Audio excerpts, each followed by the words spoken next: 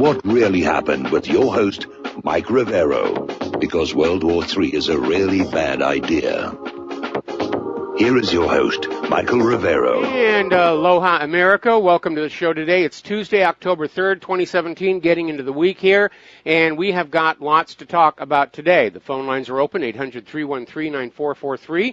Mike is in our control room, twiddling the dials, keeping us out of trouble, and ready to answer the phone when you call on in. A lot of people still talking about that horrible shooting incident in Las Vegas yesterday, and actually Sunday night. And of course, the politicians are leaping on board to scream, we have to have more gun control, we've got to have this, we've got to have that. And more indications that the story coming out from the government and the corporate media is really not to be trusted. And we ran an online poll on our website. Do you trust the official story of what happened in Las Vegas? Not surprisingly, 99% voted no, they do not. So basically, another mass shooting and another grab for the guns. It almost seems like clockwork. Every once in a while, when the gun grabbers aren't getting their way, there's going to be another one of these staged shootings here. And it is rather deplorable. It's despicable to hijack human tragedy to push your political agenda. And the knee-jerk reaction is out there is, oh, we've got to ban all the guns. If we ban all the guns, all these problems will go away. No, they won't. Somebody who's determined can get a firearm on the black market, or they can build one. If they know anything about machining and chemistry, they can build a firearm. My principal experience with firearms in my youth was with black powder guns. They are easy to make, and so is the propellant. Now, I have a question to ask here, and I want everybody to think about this. Why is it that when a Muslim commits an act of terror, the government says, do not blame all Muslims, it's just an individual?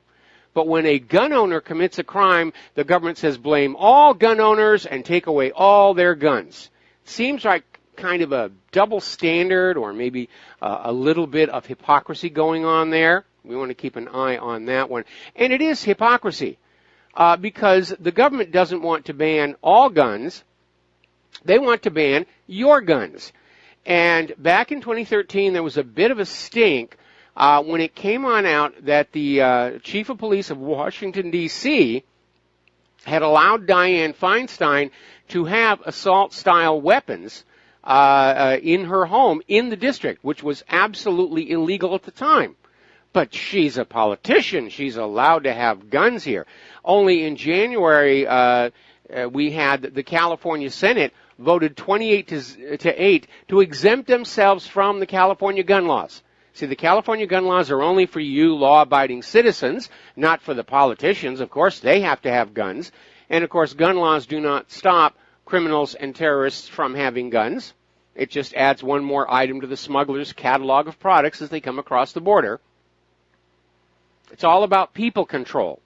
It's about taking away your Second Amendment right to keep and bear arms, to hold abusive government in check.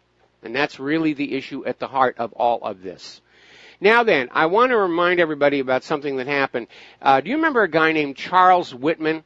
Was known as the Texas Tower Sniper. Was a former Marine, had a sharpshooter badge, got up into that tower in the university and just started shooting at people. Same situation we had in Las Vegas. Shooter had a high perch, was blocked off, and he was just shooting people like crazy. But fortunately, this was Texas. And the people on the ground went to their cars and got their deer rifles and started returning fire. And when Charles Whitman started receiving fire from the ground, he basically hunkered down, and that's why the police were able to get in to where he was and kill him.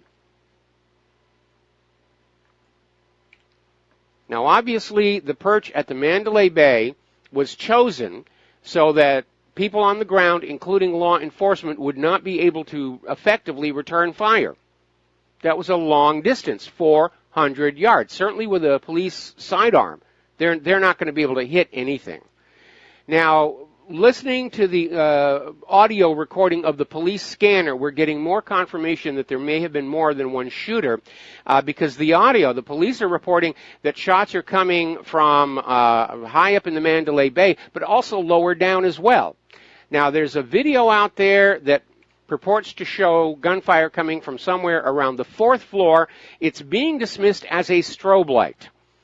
And maybe it is, and maybe it isn't. I'm sort of questioning that because strobe lights, used as decoration, can trigger reactions in sensitive people, especially epileptics. They can go into a seizure from a strobe light. And epileptics having a grand mal seizure are not at the tables gambling their money away. So I'm dubious on this claim that the flashes seen in this video made by the taxi driver are a strobe light. We don't really know. Anyway, interestingly enough, a story came on out from New York Magazine confirming once again that hotel employees entered the room of Stephen Paddock multiple times over the weekend and did not see anything unusual. So all those weapons and all that stuff had to be brought in just moments before the shots came on out. One guy can't do that. 64-year-old guy can't do that, especially past hotel security. And we're talking long guns. We're going to do a shout-out now to our on-air affiliates just now rejoining our network.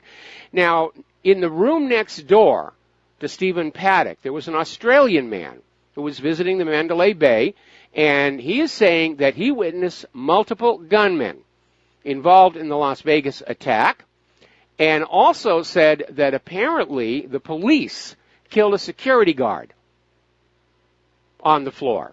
And maybe it was just bad shooting, or maybe the security guard was going to contradict the official story.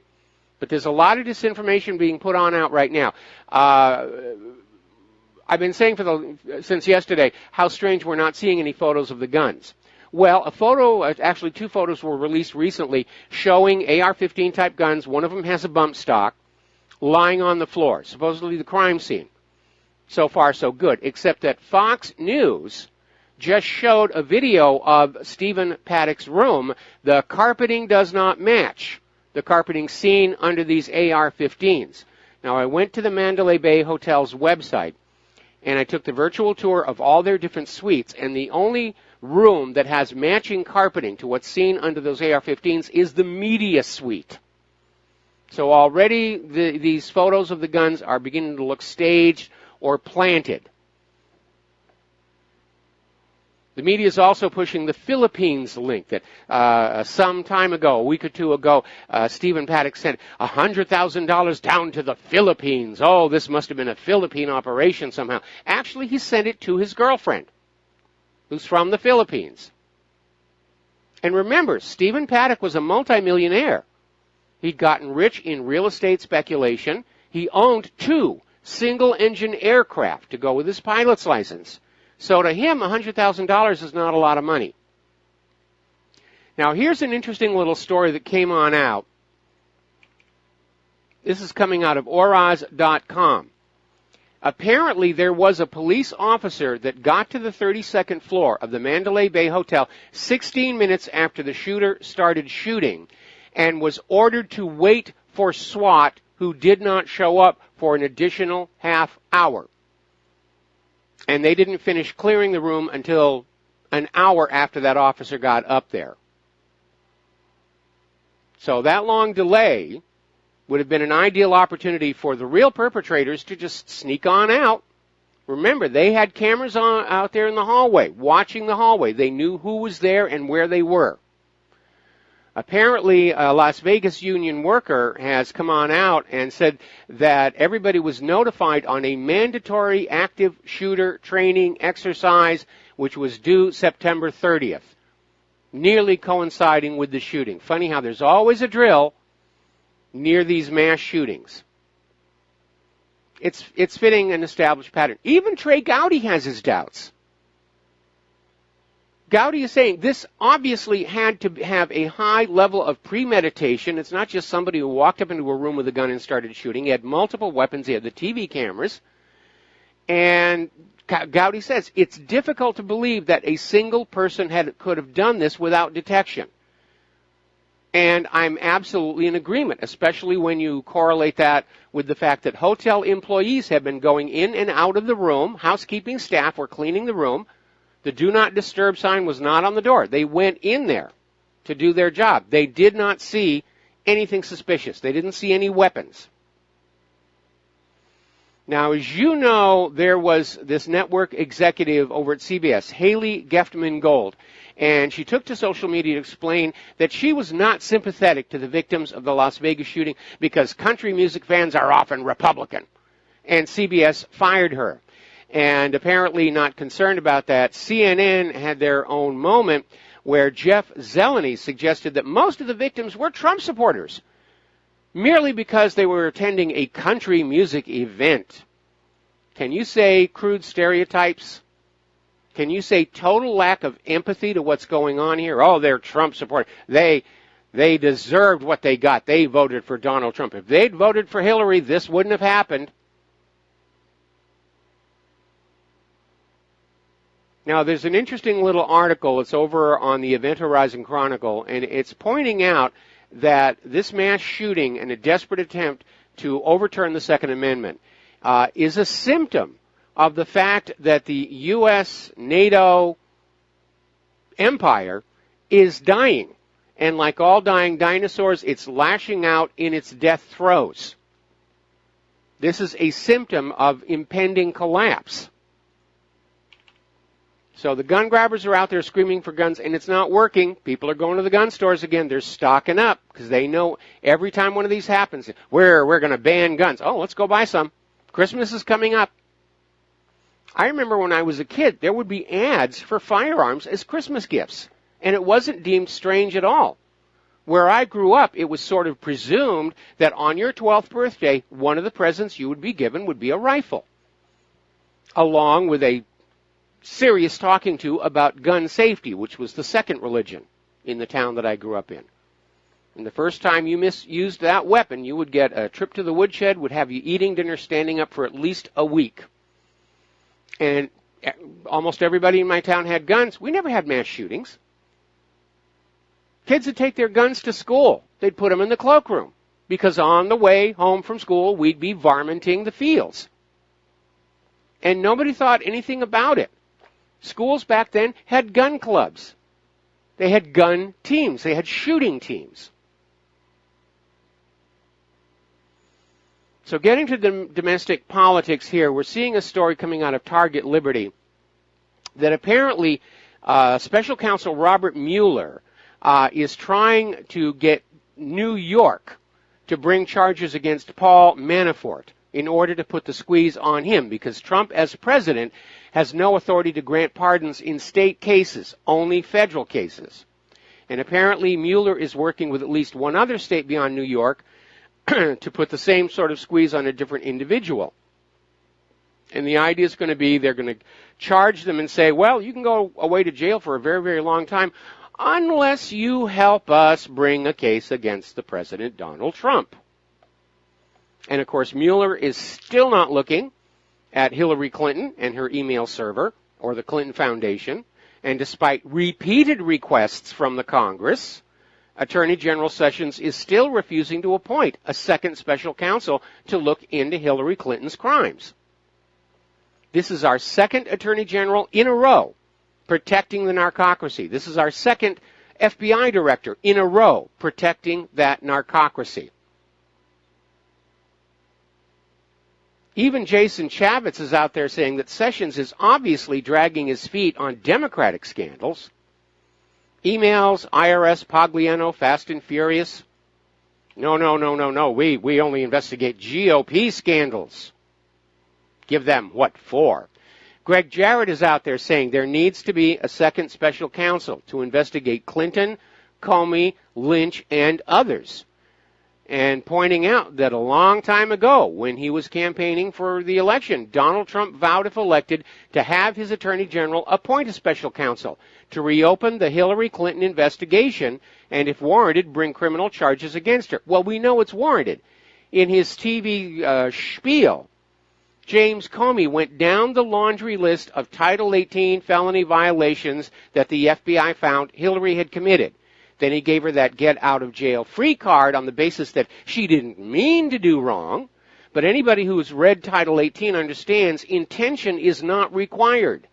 Carelessness and negligence are still violations. If you allow classified information into non-secure environments, even by accident, that's a violation. So everybody's scared of that narcocracy at the heart of our government. All right, let's take some phone calls. Tom in Oregon, aloha. Welcome to the show. What's on your mind? Hi.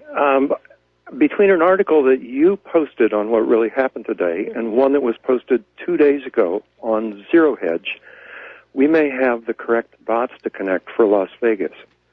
Your article is what we know about Las Vegas shooter, and having read that, it wouldn't be so interesting if I hadn't read the Zero Hedge article behind Vancouver's housing bubble.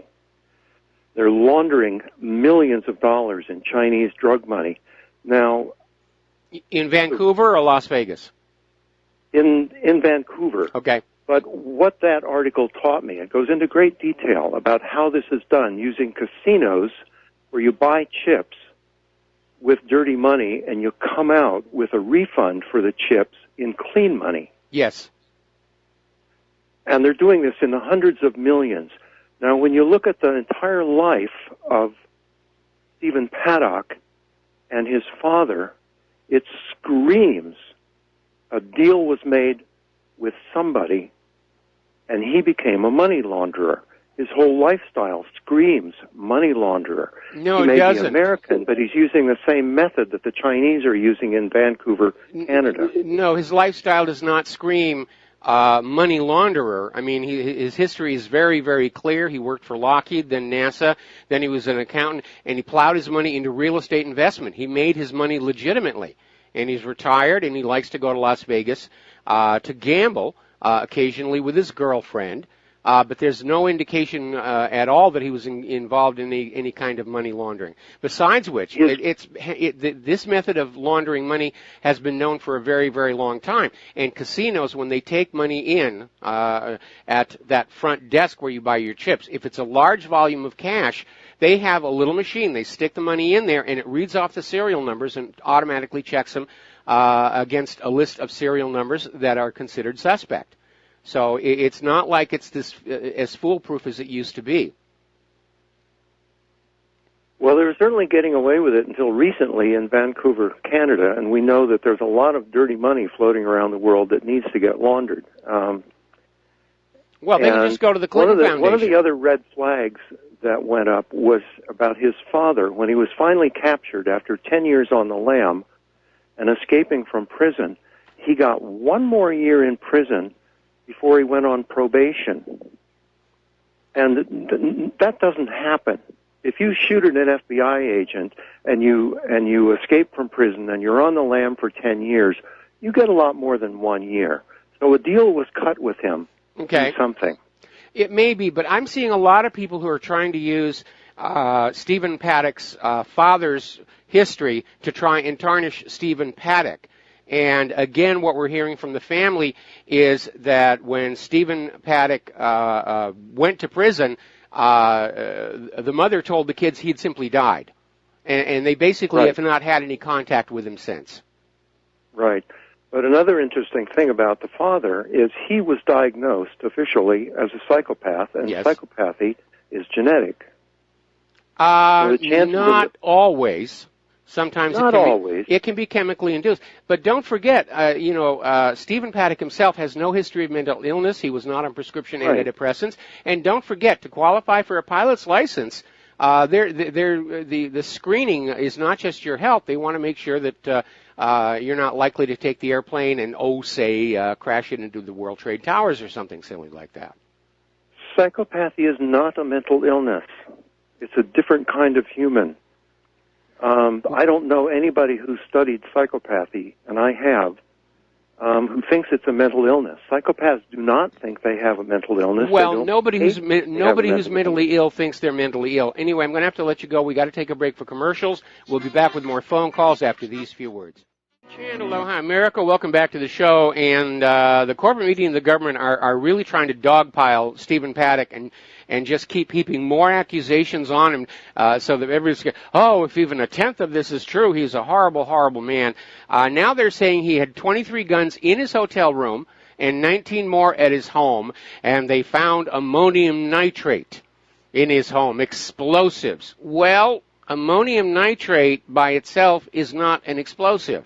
It's a fertilizer. You put it on your flowers to make them grow more. Let's go back to the phones here. Andy in Texas, aloha. Welcome to the show. What's on your mind? Let's start with Aloha Snack Bar. Aloha Snack Bar. Yeah, no, listen, this guy, far as I can tell, doesn't, just like you said yesterday, does not fit the profile. He's not anywhere close to being anything this devious or whatnot. And so I would present to you, and I don't know anything, have no inside grip on any of this, but I would present to you that perhaps this guy won a trip to Vegas and some money to gamble with or whatnot. And it's an FBI setup to where these people brought him over here, sent his wife off. I mean, there's so many different avenues that we can go on. The Philippine connection with his wife, he didn't win the trip. He only lived an hour from Las Vegas, and he drove down there regularly, and his car was in the Mandalay Bay Hotel's parking lot. So it looks like he just drove on over, which he was in the habit of doing. Apparently, he was well known all along the Strip because he was always hitting the various casinos. So, do you think he did this? I don't. I think he was in the wrong. Neither do I. I think he was in the wrong place at the wrong time. The real perpetrators may have killed him before the shooting at the Route 91 concert even began, and they just dropped him there to take the blame. I don't think he was set up to be a patsy because, from a political point of view, there isn't much of anything there. He's white. He's liberal. I mean, if they were going to set up a patsy, it would be somebody who's definitely Republican, and then, of course, everybody would be saying, why is a Republican shooting at other Republicans and Trump supporters? It almost feels like he was just in the wrong place at the wrong time. He was killed by the real perpetrators, and they just left him there. And again, we're talking about 23 guns into his room after the last housekeeping service had already gone through. And as Trey Gowdy is saying, it's hard to believe this one 64-year-old man could get all of that stuff up into that room past hotel security. Well, not to mention that the rounds that were being shot were just phenomenal. I was in the military, and we were told about barrel meltdown in a heartbeat. So that would explain why he had so many weapons and whatnot. But being a 64-year-old man, unless he's, Arnold Schwarzenegger or something, running back and forth from two rooms, shooting from two windows. And when you listen to the shots of the coming out the windows and whatnot, that these people, and many people were saying we saw fires from two different windows, and it's all. But the one thing that we don't have right now is we don't have a body.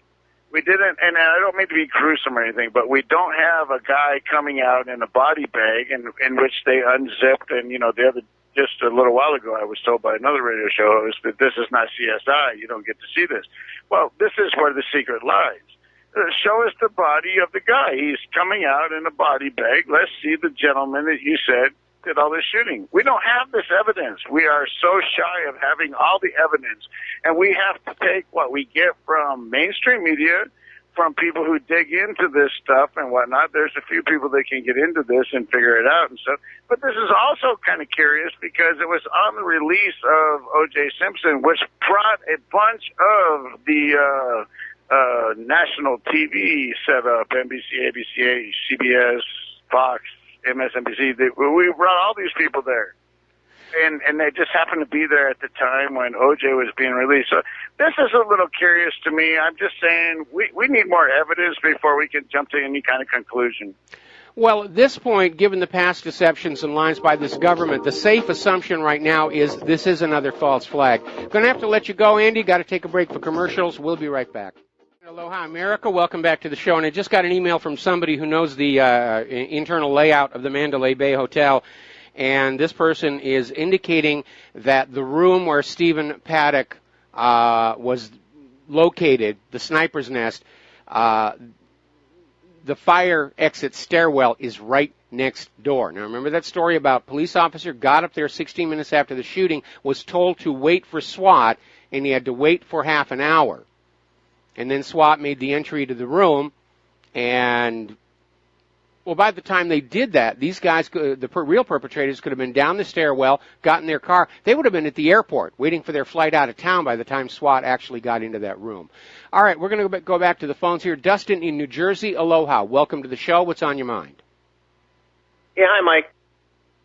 So basically, if he was a patsy and they killed him, basically what would have been the purpose? Not just to push for gun legislation, would be for getting back at Trump supporters, you think? Well, certainly the major agenda seems to be the push for gun control, and they're clearly not getting a lot of traction on that one. Gun manufacturers' stocks are up. Everybody knows that every time they try one of these, people start buying guns. But there's a lot of people out there trying to use this to push their particular agenda. They're trying to link it to the Philippines. They're trying to link it to North Korea or Iran. Yesterday, Alex Jones was saying that Paddock was linked to Antifa. Today, he's saying that he was actually there working for ISIS. So everybody's out there thinking like a politician. How do I use this tragedy to push my particular agenda? And it's rather shameless behavior, but that's generally what they do.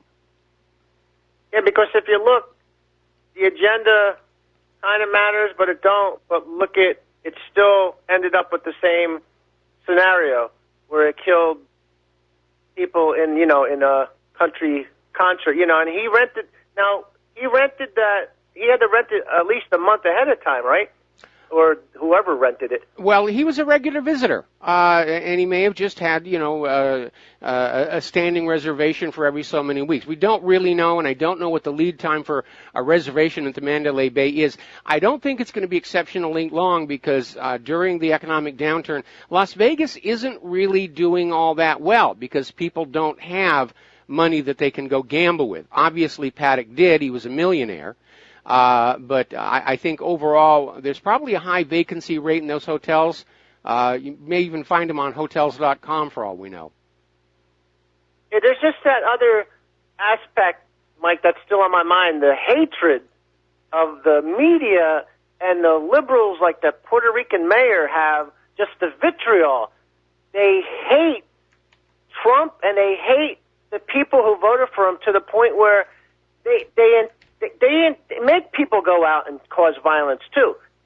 It's a plus for them.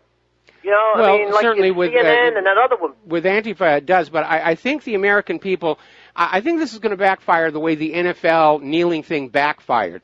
Because right now, the American people are looking at all these liberals and how they're just celebrating the death of all these people at that concert. And it doesn't actually put out a positive public image. Apparently, Congress was going to have a minute of silence for the victims of Las Vegas, and 2 Democrats just walked out. I mean, how do they think that looks to the American people? They don't care. It's a cult, Mike, and they don't care if they're driving over your bones, Mike. You can tell. They're politicians. They're politicians. They have to pay attention to the public image, and whoever is calling the shots behind all of this, they're making some very bad assumptions of how the American public in general is going to react to what they're seeing.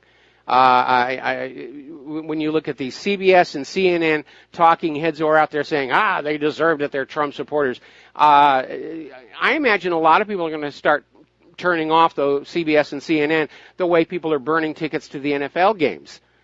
People are just really fed up with this kind of an attitude on display by anybody. Hey, Mike, I want to switch gears. What do you think of that woman in the UK saying anybody who watches violent or hate-filled video can get up to 15 years in prison? That's like freaking Stasi stuff, Mike. Like who decides, what they deem is violent or terrorist? Yeah, I'm glad you put that word in there because what the law that they're talking about specifies terror content, meaning you go to a jihadi website and you have to go to it a certain number of times before you're considered a regular. I mean, a lot of people will peek in on some of these sites just to see what all the fuss is about, or writers who are doing research and so forth. So the law is specifically that if you are a regular reader of terrorist websites, yeah, they're going to grab you and throw you in jail. I don't agree with that. Everybody has a right to read whatever information they want to. Doesn't necessarily mean that they're going to go out and commit an act of terror. I imagine there's probably a lot of people who are reading those websites to try and be prepared for what happens if they are caught up in the middle of a terror attack. Because I thought watching the U.S. bomb that went off, the aftermath, would make me a terrorism. No. It's very narrowly focused on just what are deemed to be terrorist websites. Yeah, what a joke this whole world's like shot.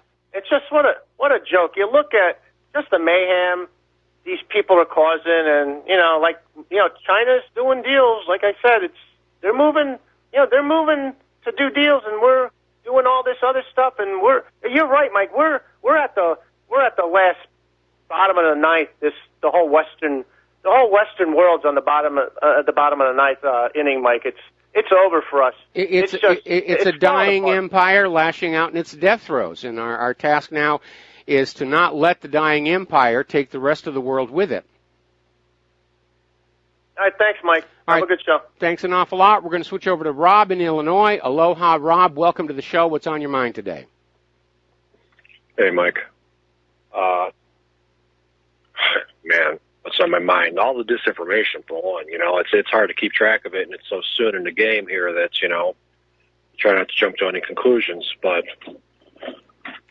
what Dustin was talking about, they got this, our Congress has got this Israel First policy, and the Muslim Brotherhood in there, and they have a pact with Islam. So, that's the fate that's hanging over us. And plus, with all the stuff going on, China and whatnot are doing what they're doing. They're trying to distract us from everything. They're trying to distract us from prospering. They're trying to distract us from our just regular lives and taking care of our homes and our families, our own peace and prosperity. And that's the big deal about it. And he's right. It is a cult. When there is Islam and Israel, it's hard to fight that. We can't. They got the laws against us. Well, that's why we just have to sit back, do not give them an excuse to declare a national emergency, stay calm, stay peaceful, stay nonviolent, and just wait for the system to finish destroying itself, because it's clearly doing that. Between the out-of-control debt created by the Federal Reserve and the very obvious corruption, which is now wide open and out in public for everybody to see, it's only a matter of time before, just like the Soviet Union, and remember, as was the case with the Soviet Union, it happened so quickly. The CIA actually missed it. The CIA had no clue that the Soviet Union was about to collapse when it happened. And it could happen just as quickly here. And we don't know what the spark could be. Again, we look at what's going on with the government, and I'm not surprised that recent Gallup poll came on out and said 71% of Americans do not agree with the way the government is running this country. They're doing a terrible job for the people, doing a great job for themselves. They're making out like bandits, but they're doing a terrible job for the American people. Right. Hey, you're a movie buff, so you remember Minority Report? And yeah. The detective. I forget the guy's name, but they find the guy. They find a guy who they were going after, and they find this cache of evidence. The guy's laying there, he's dead, and they find all this photographs around him. Remember this? Yeah. What did he call that? An orgy of evidence. Called it orgy of. Is that what he called it? An orgy of evidence? He called it an orgy of evidence. Or it was either an orgy of evidence or a banquet of evidence. And then he goes on to say, you know how many times I saw this when I was a real investigator? Not one. Similar line out of Orient Express, where Hercule Poirot says there are too many clues in this room. I mean, and again, it looks like a set decoration of a terrorist sniper net. 23 guns, including handguns, which would have been ultimately useless to a shooter who's shooting down into that concert. It just feels staged. Mm-hmm. Well, that's what I think about every time they keep raising up these amount of guns and whatever. And didn't they release a report yesterday that they actually found bomb-making materials in his vehicle? They're claiming that they found ammonium nitrate. But again, ammonium nitrate by itself isn't an explosive. It's a fertilizer. Well, today you said they found that in his home, but they found it in his home and they found it in his car, yes.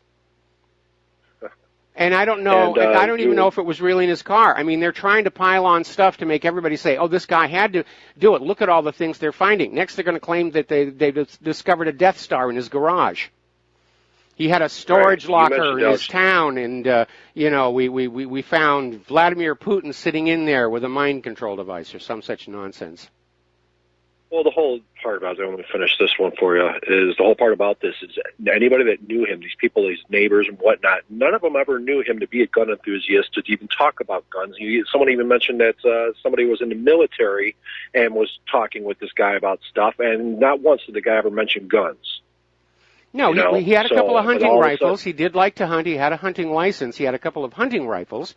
And you need to understand that's significant. Those assault-style weapons that he's supposed to have had in the room do not make good hunting weapons. They're designed to wound, not to kill. Because if you wound a soldier, you take 3 enemy soldiers out of action, as opposed to if you kill them, you've only removed 1. Hunting rifles are actually far more lethal. Again, he had no military background himself, and you're absolutely right. Everybody around him, including his neighbors, said, this is not this guy. Right. Well, let me polish this off, and I'm going to get to what I really called you about. Alex Jones started yesterday with this ISIS relation. He said that the media or whoever came out and ISIS claimed that they're taking credit for the attack, and that's where it started. Now, today, into it, Alex Jones is saying that now the media says, we never said that. There is no connection to ISIS, but Alex Jones is still carrying it on to how maybe he was able to organize this with cooperation from ISIS and whatever. Well, the FBI has already said they've checked into Paddock's background. He's got no links to any terrorist groups. He was retired. He was living the good life in Las Vegas. He was retired. It just does not fit the pattern of a mass shooter. Right. The funny part about it is ISIS is Israel's and the United States' proxy. So that's every time they claim something, it means the United States is claiming something. Well, they're always trying to demonize ISIS because they don't want the American people to pick up on the fact that ISIS is actually working for the United States. That was one of the big complicating factors of the conflict in Syria, is they kept saying, we're in Syria to get ISIS. And then there was all these exposure where the U.S. was supplying ISIS. Sending in airdrops of food, weapons, and ammunition. Documentation coming out of Hillary Clinton's State Department. They were smuggling weapons out of Libya through that consulate in Benghazi to send to Syria to give to ISIS and al-Qaeda over there to use against Bashar al-Assad. Right. I wonder if you caught wind of this. There's a caller on another broadcast brought this up. A congressman in New Jersey who is up to his neck with embezzling money from Medicaid or one of the insurance type programs. Mm-hmm. You know anything about this? No, I haven't heard that one. It's a Hispanic congressman out of New Jersey that somebody said they saw the story within the last couple days, but now it's kind of like disappeared. Mm-hmm. So I don't know. I was going to ask if you heard that. And the other thing is with the suppression act that they keep. Remember, Scalise was at Alexandria, and they were coming up on a boat for this fire suppression, mm-hmm. The tax on it and whatever. Is there an act from 1933 or 34, the NSF or whatever, 1933, 34, with a bunch of where this is buried into? And if they open this act, they might find things that they don't want coming out. No. This has nothing to do with the National Firearms Act. This is brand new legislation that is designed to allow hunters to have suppressors on their hunting rifles in order to reduce hearing damage to people around them not wearing protectors, which I think is a good idea. Currently, there's like a $200 tax on that, and they were going to repeal this tax on this, and that's not buried in this NSF. What, National Firearms Act? What you said? No. This is a standalone, brand new bill. They're going to vote on it this week, and I think that's the reason Hillary Clinton made that stupid, uninformed comment about how if Paddock had had a silencer, more people would have died, because she clearly thinks that silencers, like you see in the movies, really exist, and they do not. They just don't work. You can use a suppressor with subsonic ammunition, but you're not going to make a gun, quiet. It just doesn't work that way. Right. And if you were using subsonic ammunition from the Mandalay Bay, you wouldn't have reached that venue across the street. Right. Well, you know that. I've learned that, but the dumbed-down public hasn't. That's what they get away with. I appreciate your time. Thank you. All right. Thanks an awful lot here. We're going to go to Dan in British Columbia. Aloha. Welcome to the show. What's on your mind? Aloha, Mike. Aloha, Mike. I just hope I can make it through to the commercial here. You got about 2 minutes. About the suppressors. Okay, the suppressors, they would just melt anyways. Is that not correct?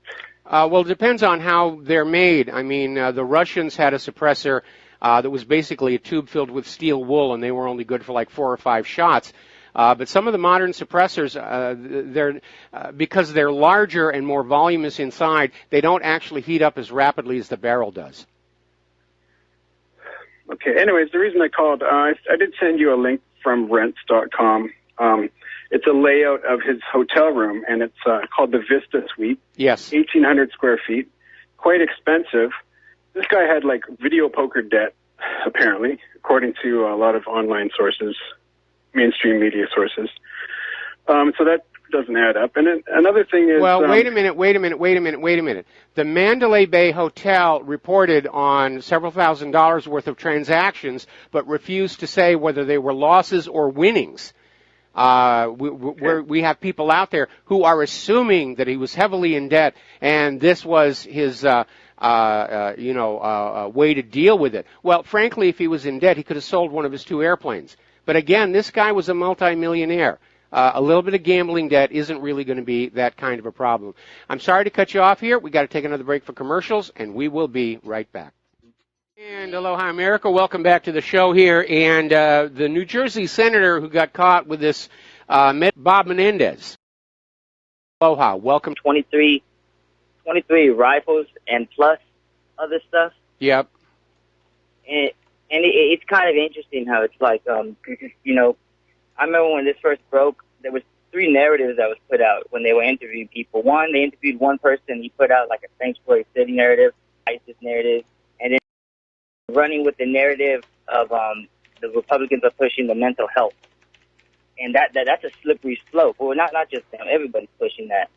Because like you said, they could label anything a mental health issue. They could label you not agreeing with what they think as a mental health issue, and then all of a sudden... they're already out there saying that anybody that doesn't trust the government is obviously mentally ill, and that's a tactic right out of the former Soviet Union. If you questioned the Soviet government, you'd be declared mentally insane. They'd put you in a hospital and treat you rather badly, and even if you got out at some point, you're forever tainted. Oh, that person's crazy. Don't listen to what they're saying. And they're trying to do it here in this country as well. They are succeeding, though, because if you look at the new generation, this thing... You see the way a bunch of people on that stage have already switched their decision of gun rights and the Second Amendment. I mean, if you look at Generation Z, the new generation that's coming out, they really believe in this whole, cyber attack. Guys in caves are using laptops to take down our infrastructure. That's the result of Common Core education. Teaching people to simply listen and regurgitate what they hear rather than think analytically and logically.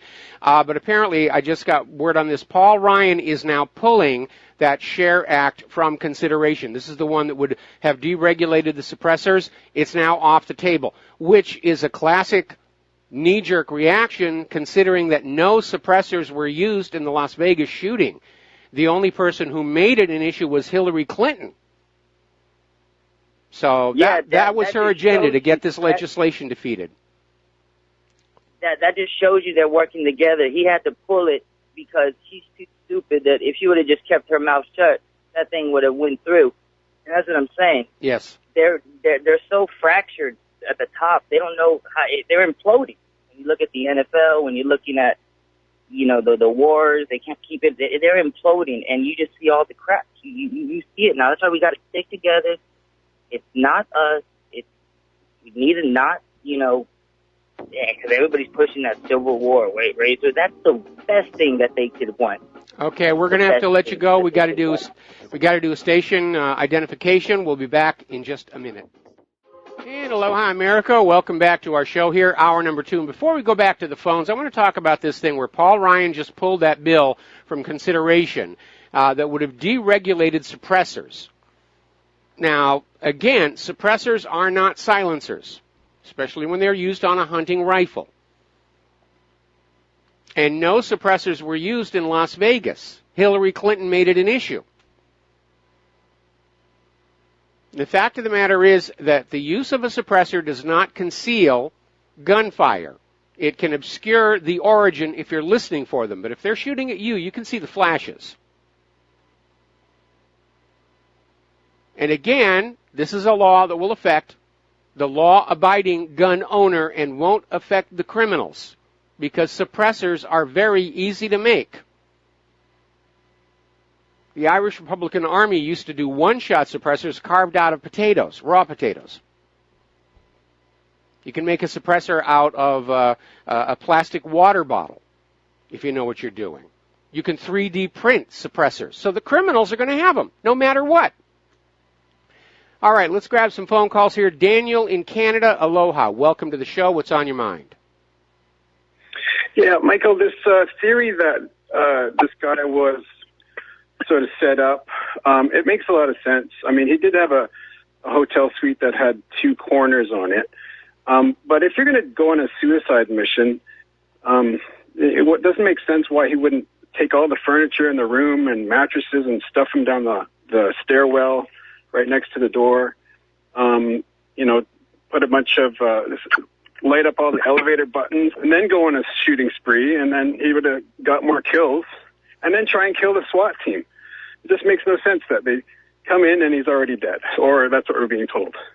Yeah, it doesn't make any sense. And again, as Trey Gowdy said, this was a lot of deliberation and planning.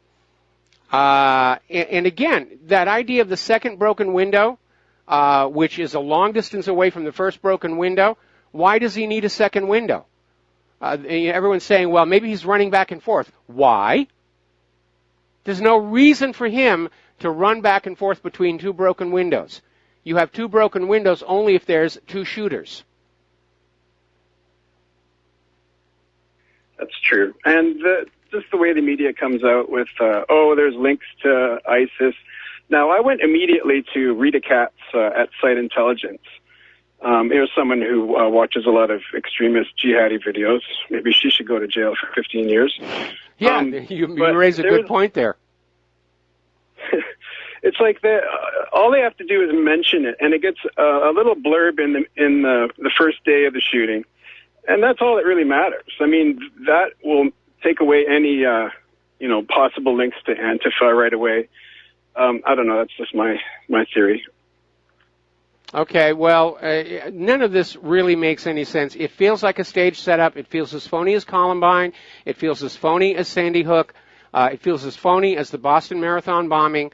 Again, considering how many times we have been lied to about this government, Spanish mine in Havana Harbor, torpedoes in the Gulf of Tonkin, Lusitania wasn't smuggling weapons to Great Britain, Pearl Harbor was a complete and total surprise, and Saddam's nuclear weapons and so forth and so on. The safe presumption at this point is the government and the corporate media are just lying to us again. The burden of proof is on them to demonstrate to us that they are, in fact, in possession of an accurate story. And until they're able to document that past a reasonable doubt, prudence says we have to distrust this, just like we have to distrust everything else coming out of that government and that media. Okay, thanks, Mike. I'll talk to you later. All right, thanks an awful lot. We're going to switch over to Ron in Missouri. Aloha, Ron. Welcome to the show. What's on your mind? Yes, Mike. The videos I've been watching, pretty good hearing. It sounds to possibility that there's echoes going on, but somebody pointed out then that in at least 2 of the streams of gunfire, the cycling rates are obviously different, so the second one is not an echo of the first one. Exactly. It wasn't one guy, obviously. No, there had to be more than one. Again, 23 weapons into that room in that short interval of time after housekeeping was done. Even Trey Gowdy is saying, we're having a hard time buying this one. Well, hopefully a lot of people are. Well, again, according to the poll on my website, and granted I'm, catering to an audience that is biased towards skepticism, but the poll came back with like 99% don't believe the official story, don't trust the official story. Of course. Well, I'll keep up with the good work, Mike. You do a good job. All right, thanks an awful lot. We're going to do a shout-out now to our on-air affiliates who are just now rejoining the network. And, boy, a lot of phone calls today. I'm not getting to the news here. W down in Texas. Aloha. Welcome to the show. What's on your mind? Yes, Mike. I think for me, the most basic thing to look at, and it happens in a lot of these events, is simply the cameras. So where would you start with the cameras is to ask the question, and the media should ask the question, everybody should ask the question is, were there cameras in the hallway of the 32nd floor of the Mandalay Bay? And if not, okay, well, there are no cameras there, well, then I'm sure there are cameras on the elevators.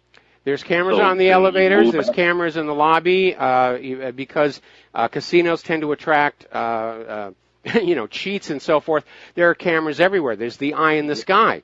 And supposedly there should be video of this 64-year-old man, going up and down in the elevator over and over and over again in the hours before the shooting, carrying something that he could hide a long gun in. Right, exactly. But also, I think the question should be again: are there cameras in the hallway of that floor? And then that can let you know if there were additional people going in and out of that room. That should be a basic question. I think should be asked. You're absolutely right. We'll have to look into that because again, I don't know what the security at the Mandalay Bay is. I know that years and years and years ago, at the original MGM Grand before the fire, I got a look behind the scenes there because one of my computer teachers from college had been hired to head the IT at the MGM Grand, and I was performing there at the time in one of the side rooms. And we got together, and he said, come on, let me show you the back room, and he took me to where security was. And they did have cameras in the hallways, at least in the area around the elevators. So, again, it's a valid question. Where are the videos of this guy lugging all these guns into the room? Was anybody with him? Yep. Thank you. All right, we're going to switch over to Jeremiah in Wyoming. Aloha. Welcome to the show. What's on your mind? Jeremiah, are you there? Going once? We lost him. All right, let's switch over to John in Humboldt County. John, aloha. Welcome to the show. What's on your mind? Yes, Mike. I was wondering if you actually seen the video from the taxi driver. That was we have it on our webpage. We have it complete and uncut, so people can use it as a time reference for how long the shooting went on. Right, and so like if you listen, you can hear the two different sides of when one gun would go, another one would go, and then you could see the muzzle fire from the 10th floor, but you can't see muzzle fire from the 32nd floor. Well, the camera doesn't pan up to the 32nd floor, and my understanding is the flashes recorded on that video are coming from the 4th floor. Now, this video is being dismissed with the idea that there's actually just a strobe light in that window or in that room behind the window. Which gotcha. Again, makes sense. It does if it's a private room. But you're not going to have flashing lights, strobes, in a public space because of the possibility you could trip off somebody with epilepsy into a seizure. And believe it or not, you've been on a casino floor, I'm sure, right? Yes. Okay. Probably you've never picked up on the fact that all of the sounds made by all of the slot machines and gambling machines, they're all tuned together. So it's presenting a very serene, pleasing chord. It's not a cacophony of different sounds. They're all tuned together. The same care is shown with the lights that are on those displays. They're carefully timed to stay away from the frequencies that can trip off an epileptic episode. I do know that as a musician. Okay. It'd be as a 420 hertz and whatnot, and, going from different elements of hertz levels. The other one was, though, is I always wanted to ask you, did you ever come to Humboldt County when you lived in California? Yeah, when we were staying. Did you ever come up to the Redwood? Yeah, absolutely. When we were staying in San Francisco while I worked on The Day After Tomorrow, we finally got a weekend away because it was a 7-day-a-week job trying to get that thing out the door. And we got a weekend away, and we rented a car, and, yeah, we just drove all over the place for the weekend. We did make it to Humboldt County, and we did make it to the Redwoods. All right. I was always curious about that. But I'm curious about these videos. I'm going to go through them myself, and if I find something, I'll email it to you.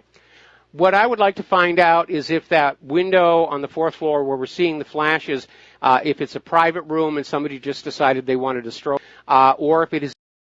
We're going to try and get through the calls and get back to the news. Sherry in Texas. Aloha, Sherry. Welcome to the show. What's on your mind today? What's on my mind, Mike, is that the bottom line is what is hoped for here, I think, from my point of view, is what we just turn against each other.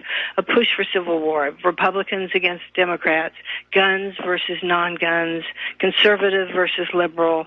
Let's get them to fight each other. So I think everything I'm hearing, I agree with everything everyone's saying, and this guy's a patsy. It was convenient for a number of reasons. I don't know what they are. I haven't really focused on him because there's this big thing. I think we should stay out of malls, not because they might be dangerous this Christmas, but I don't live in a city, but if I did, I wouldn't shop malls. I'd go to mom and pops and turn away from these pillars of Wall Street all I can, and they just seem like they want us to get angry, and if they start talking about taking our guns, it's going to make people angry. I don't care. We just can't fight each other, and I'm really grateful that you stressed that we can't let this turn into that, because that's the agenda, I think. Well, that's certainly what Antifa is talking about for November 4th, but I'll tell you this right now. There will be no staged terror attacks at the shopping malls precisely because we're heading into that holiday shopping season. And if they're not able, the retailers are not able to get themselves into the black over the holiday shopping season, then they're going to be closing doors next year. So we may see various venues under attack now that the NFL is heading downhill. We might have a Black Sunday event there. But they're not going to stage a terror attack in a shopping mall because that would really put the crimp on the holiday shopping season. Yeah, I'd say stay out just so you're not going to be doing them any business. Who's got money to go? Who has got money to go shopping? It's like, I know people just like to go to the mall and walk around and dream that they could buy all the stuff there, but I find it a depressing experience. So, I don't go to the mall unless I absolutely have to. Yeah, I agree. Well, I don't want to hear any talk show host saying we got to fight them, we got to arm ourselves, we've got to get after these guys. You're not going to get that from me, no. No, I know, and I hope they all follow your lead here, because that would be the worst thing for us of all. Then they'd have excuses to do all kinds of nasty things. But if we just turn to each other and just push them away, this NFL thing, push it away. They're gonna, good has more energy behind it than bad, and we will eventually triumph. But it's only if we don't fight them, and that's my opinion. Has always been where I stood, and that's why I'm so grateful for your message. So that's it. Well, thank you very much for the kind words, and we're going to let you go. Switch over to Bob in North Carolina. Aloha, Bob. Welcome to the show. What's on your mind? Hey, Mike, you missed it again. Seems like a limited hangout. So here's the deal. So you say a CBS executive started spewing out information. Let's name these people. Here's the problem. It seems like the right-wing media is triggered as much by the left as the left is triggered by the right. And so what we have is we're not identifying who the true enemy is. As we go down the line all the time, we find out that there are certain tribesmen who are always pushing this dissension in the ranks. They hate America. Now, this lady's name was Harley Geldman Gold. Haley. I'm pretty sure. Haley. Haley, Harley, big deal. Geldman Gold. Okay, Mike? And here's the thing. You've got Alan Greenspan, Andrea Mitchell. Jack Lew, Ben Bernanke, Tim Geithner. Kenny Pritzer, Gary Cohn, Steve Schwartzman, Hank Paulson. Okay, you've made your point. You've made your point. You really think? Well, okay, Mike, we're going to let you go now. Okay, we're going to let you go. I wanted to get a comment in here. Okay, first of all, there is no liberal media versus conservative media. The media is overwhelmingly liberal, and isn't a dialogue going on there at all. They're presenting the agenda, and I think that was illustrated quite clearly last year during the election. So but I don't think you're going to see, if there were conservatives in the corporate media, and certainly the conservatives who are here in the independent media, you're not going to see them celebrating when innocent people get killed.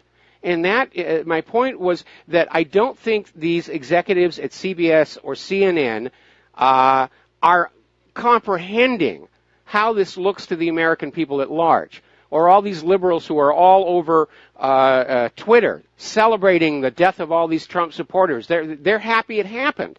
How does that look to everybody else around you? And that was really the issue I was going to make. So, Bob, thank you very much for the phone call. We're going to let you go and switch over to Mike in Kentucky. Aloha, Mike. Welcome to the show. What's on your mind? Well, a couple things. I have seen people bring up the idea that this 64-year-old guy could somehow get a hold of valet carts and bring his stuff up, unless it was in very concealed bags or something. I'm thinking that even if he had, assistance from the casino people, it's going to clink and, make some odd sounds. I mean, ammo boxes or whatever rattle, and what, you'd have to wonder about the luck he would have to be able to use a valet cart on his own, Well, it's not impossible, but again, there should be a video of this guy somewhere, and to try and bring it all up at the same time. Again, the risk of discovery is there. And again, I'm not the only one who's doubting this. Even Trey Gowdy's out there saying it just doesn't feel right. And why are we not allowed to question stuff like this? I mean, just because it dares to suggest that we might not be being told the truth, Well, that's definitely why the government wants to stop our right to ask questions. They don't want. There's financial issues afoot here, is there not? I mean, they cannot fix the financial problems for this system. I mean, I've watched your video. All wars are bankers' wars several times. Is this their only solution? Is to try to foment a civil war between the idiots and the country bumpkins? I mean, a civil war is not going to improve the U.S. economy. The only way they're going to save the U.S. economy is to conquer the rest of the world and pull them back into Bretton Woods and start siphoning. Have a nice little color revolution and reorganize the bankruptcy with some new symbols, and a new constitution or whatever, and we would join the family of nations or something in a new way, third way or whatever political buzzwords they can come up with. But the idea is to get rid of the concepts that brought this country into play, I think, and into a family of nations or something. Well, we know that for the globalists' vision to prevail, at some point the U.S. does have to be brought down, and maybe that's what Antifa is planning on November 4th. The more you see these independence referendums in places like Kurdistan and Catalonia, the more the globalists are putting pedal to the metal and trying to find some way they can regain the initiative on this. Anyway, keep it up, Mike. Keep it up. Thanks an awful lot, Mike. We're going to let you go. Back with more phone calls after these few words. And aloha, America. Welcome back to the show here. And the corporate media is out there talking, it's gun control. All the late-night hosts were doing gun control. And as I said earlier in the show, don't you find it amazing that when a Muslim commits an act of terror, we're told by the government and the corporate media, don't blame all Muslims for the act of this individual. And yet when you have a gun owner that goes on a shooting rampage, the first thing they scream is, all gun owners are criminals, and therefore we have to take guns away from everybody. I mean, that's like saying that because a drunk driver has run into a crowd of people that we should ban cars. It's really kind of silly. All right, let's get on back here. Phone calls. Mark in North Carolina. Aloha, Mark. Welcome to the show. What's on your mind? Hey, how you doing, Mike? Mike, I know that you're a former movie producer and all that. What I wanted to ask you is, you remember the movie, I think it was called Telephone? Oh, yeah. Yeah. Charles Bronson. Charles Bronson. Yes. Right. Okay. Well, that's what I've been thinking about the last couple of days with this guy, with this, now I didn't think about what you said, that maybe somebody might have gone into the room and killed the guy and then done, started doing the shooting themselves. But I was thinking before is that you're getting these people now from the 60s, okay? They're now up there in age and all that, but they're still capable, right? Well, I certainly am. You had this guy Hodgkin. Yeah, I think I am too. This guy Hodgkinson the other day, that shot Iverson and all that, and now this guy. You think maybe he's some kind of a radical going back maybe into the 60s, early 70s, when you really had the radical movement, and then decided to, got out of it, but became kind of a sleeper agent. Not in the effect that like Charles Bronson would be pursuing these people who would just take a phone call. Well, there's two issues there. First of all, again, as you were conceding, that kind of control, post-hypnotic suggestion triggered by a phone call, like silencers, it's a product of the movie culture, and it's not real. And the CIA spent a bunch of money and a lot of years on MK Ultra trying to produce exactly that kind of a result, and they pretty much failed miserably. Now, as far as him being radicalized during the 1960s, frankly, if you can remember the 60s, you weren't really there. So I'm not sure how much of a link there's going to be. But again, everybody who knew this guy, everybody looking into the background, there's no indicators whatsoever that he was extremely political or even extremely religious. He was a liberal. He went out to the anti-Trump protest, probably at the urging of his girlfriend, who's very liberal. But there's nothing in the background. And somebody, when back in the 60s, I was angered by what I was seeing, especially when I found out the truth behind the hippie riot at Disneyland and everything. But, age mellows you, and you just realize that, going up and shooting a random crowd of people at a country music concert is not really going to do much of anything. Now, again, there just doesn't really seem to be anything there. Well, look at Bill Ayers now. He's in his 70s, I believe now, and he's, for everything I gather, this man is as radical as he was before. And I don't think he'd be incapable. He's tied into Antifa now, and I don't think there's anything that would, if somebody gave him the idea to start planting bombs or doing whatever again, he'd probably be given orders now. Yeah, but as you say, Ayers has been radical all along. With the case of Stephen Paddock, there's no before that anybody can find. This guy was all about making money. That's what he was into. He was making money. And, Lockheed, NASA, accounting, and then real estate investing. And he did very, very well. Guys who have that kind of money and a lifestyle, they're not going to do something and throw their life away. They've got too much to live for. He's got a girlfriend. He's got 2 airplanes. This is not a guy who's going to do something that's going to get himself, at the very least, thrown in prison for the rest of his life, at the very worst, killed. It just isn't passing the smell test. Okay, we got to let you go here, and we'll be right back with another phone call. And aloha, America. Welcome back to our show here. We're going to go right back to the telephones here. Jeff in Calgary. Aloha, Jeff. Welcome to the show. What's on your mind? Hi, Mike, expatriate here. Hey, alarming comparison to Sandy Hook and San Bernardino with this Vegas shooting. Leaking of supposed crime scene photos and video from news outlets of a crime scene that's under investigation. Seen this at least 3 times today. This is extremely disturbing, and nobody even seems to question it.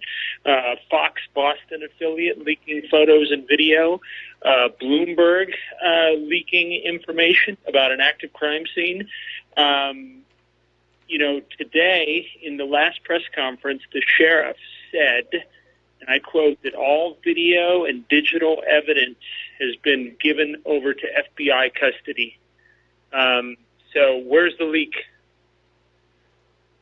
Yeah, sounds to me like the FBI is trying to shape the public opinion. Wouldn't be the first time they did that either. Yeah, well, they're shaping the story that car 15 was used because that was included among the photos, which is the car 15 on a bipod with a big capacity magazine. All the audio I've heard, and I'm sure you weighed in on this, but all the audio I've heard sounds like this is a full-on machine gun with belt-fed ammunition. What's your take on that? Well, it certainly sounds like it. It sounds like more than one weapon was being used at the same time, but they're trying to craft this new narrative. And at this point, they'll do whatever it takes to sell this story to the American people. They'll stage photos. They'll bring in the guns they want to demonize and leave them on the floor and take a picture. They'll fake BATF records. We've seen how this government works before.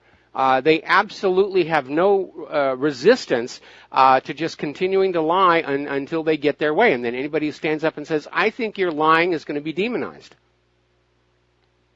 Yeah, I mean, it just seems like in his press conference today that this sheriff guy, he doesn't have any control over any of the important evidence. It seems like he's just there to clean up the mess. I mean, we've got to get a hold of the feds that are running this show and hold them to account. I've just about lost my patience with all of this. It's sick.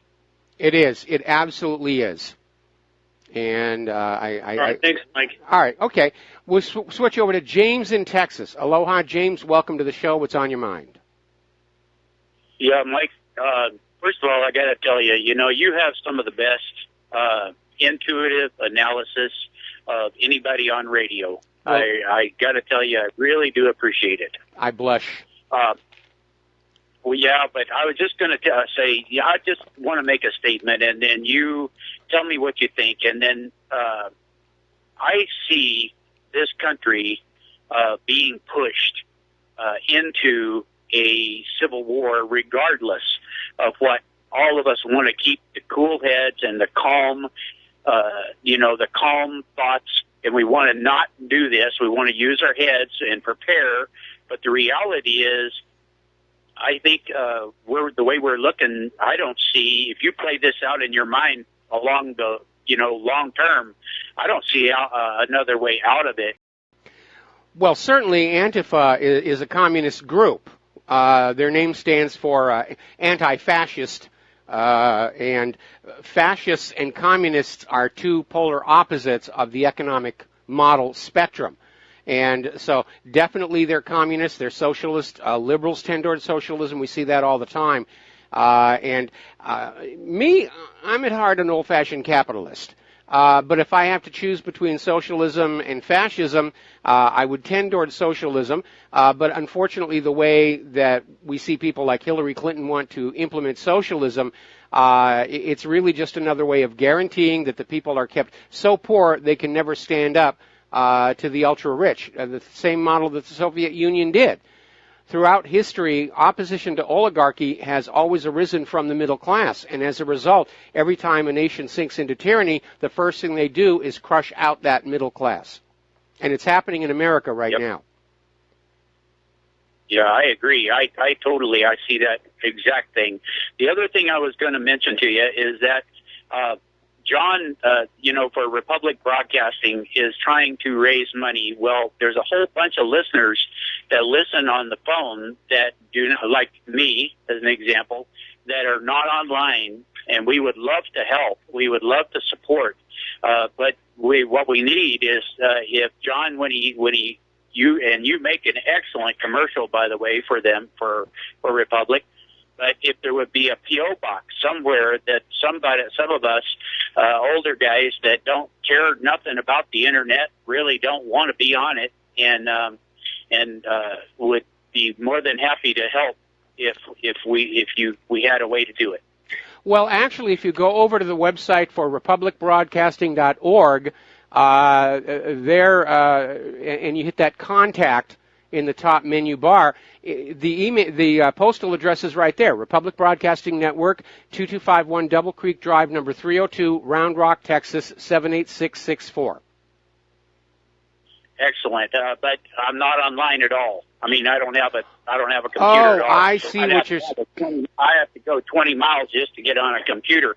I live out in the woods, but what I'm saying is, if you're advertising that and making part of the advertisement to help, if they could include that on a regular basis, I think it would help. I'll pass that along to them, and meanwhile, grab yourself a pencil and a piece of paper, and let me give you that address again. All right, I'm ready. Republic Broadcasting Network, 2251 Double Creek Drive, number 302, Round Rock, Texas, 78664. Okay. All right. Could you run through that one more time? Okay. Republic Broadcasting Network, 2251 Double Creek Drive, number 302, Round Rock, Texas, 78664. All right. Thank you, Mike. All right. Thanks an awful lot. We're going to let you go and switch over to James in Ohio. James in Ohio, aloha. Welcome to the show. What's on your mind? Hi.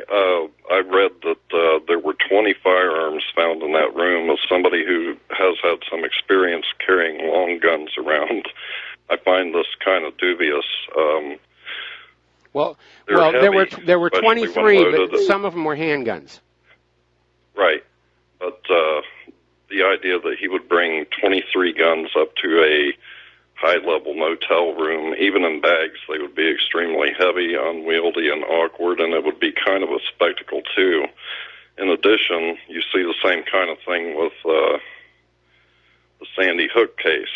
I mean, he had like an arsenal. He didn't just bring one gun, and I think that it sounds very much like a contrivance. We haven't heard the term too much in this decade, but in previous decades, you've heard them talk about gun nuts and everything, and it just, for somebody to bring 20-some odd arms into a motel, a mass shooting, it just doesn't sound realistic to me. No, it doesn't, but the agenda is to call for there to be a maximum number of guns any one American citizen can own. And that's the reason they have the plethora of weapons for Sandy Hook and in the Las Vegas shooting.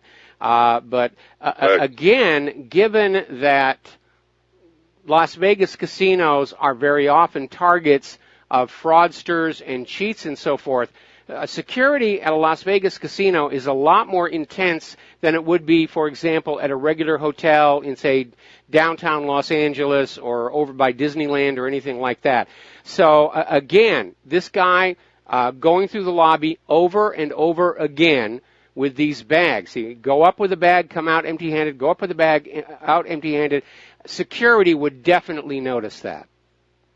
And what it brought to mind was the film poster for a film called The Survivors with Robin Williams and Walter Matthau, where Robin Williams has both arms around, like a dozen long arms and bandoliers and stuff, and things are falling out, so yeah. It just doesn't sound realistic, but that's all I got for you. Yeah, no, that film was an attempt to sort of demonize or ridicule shooting enthusiasts and preppers way back when.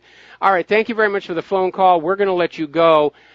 Dean in California, aloha. Welcome to the show. What's on your mind? We lost Dean. Let's switch on over to Tom in Florida. Aloha, Tom. Welcome to the show. What's on your mind? Yes, good day, Michael. What's on my mind is why would a guy go shoot all these country fans if this guy didn't have a hate for Donald Trump? Because 80% of all the country fans are voted for Donald Trump. So this is a guy who is a George Soros plant. I believe this guy worked for Soros. I believe Soros would probably maybe behind this. Wait a minute. Which guy are we talking about? Which guy are we talking about? The shooter in Vegas. This millionaire. This guy had 2 airplanes and this nutcase. He doesn't need to work for anybody. In fact, he considered gambling his job. That's what he was doing at that stage in his life. And I don't think he did it. I believe his father's a nut. Yeah, but that... I agree, Michael, maybe. Well, again, I don't think Paddock did the actual shooting. I mean, there's one tape where very clearly two different weapons at two different firing rates can be heard. So it's not an echo. And there's no reason for there to be a second window broken out of that 32nd floor, especially because there's no direct link between those two rooms. You'd have to go out into the hallway and come back in, unless there's a second shooter over there or a second shoot team. I think this guy was just in the wrong place at the wrong time, and the real perpetrators just popped him because he was probably kicking up a fuss. He's not a person to just sit down and be quiet when told to. They're trying to build a case around him. The way they worked so hard. Look how hard they worked to frame Lee Harvey Oswald. And I think this is just more of the same. Anyway, Tom, we're going to let you go. Well, Michael, you're right about that, Michael. But Lee Harvey Oswald did say on tape, I didn't shoot nobody. And they ran the greatest lie detector test they ever had, and it proved that Lee Harvey Oswald was telling the truth. Well, Lee Harvey Oswald was telling the truth. Lee Harvey Oswald was not supposed to survive the encounter with the police at the Texas Theater, and that's why Ruby had to cowboy him in the basement of the Dallas police station.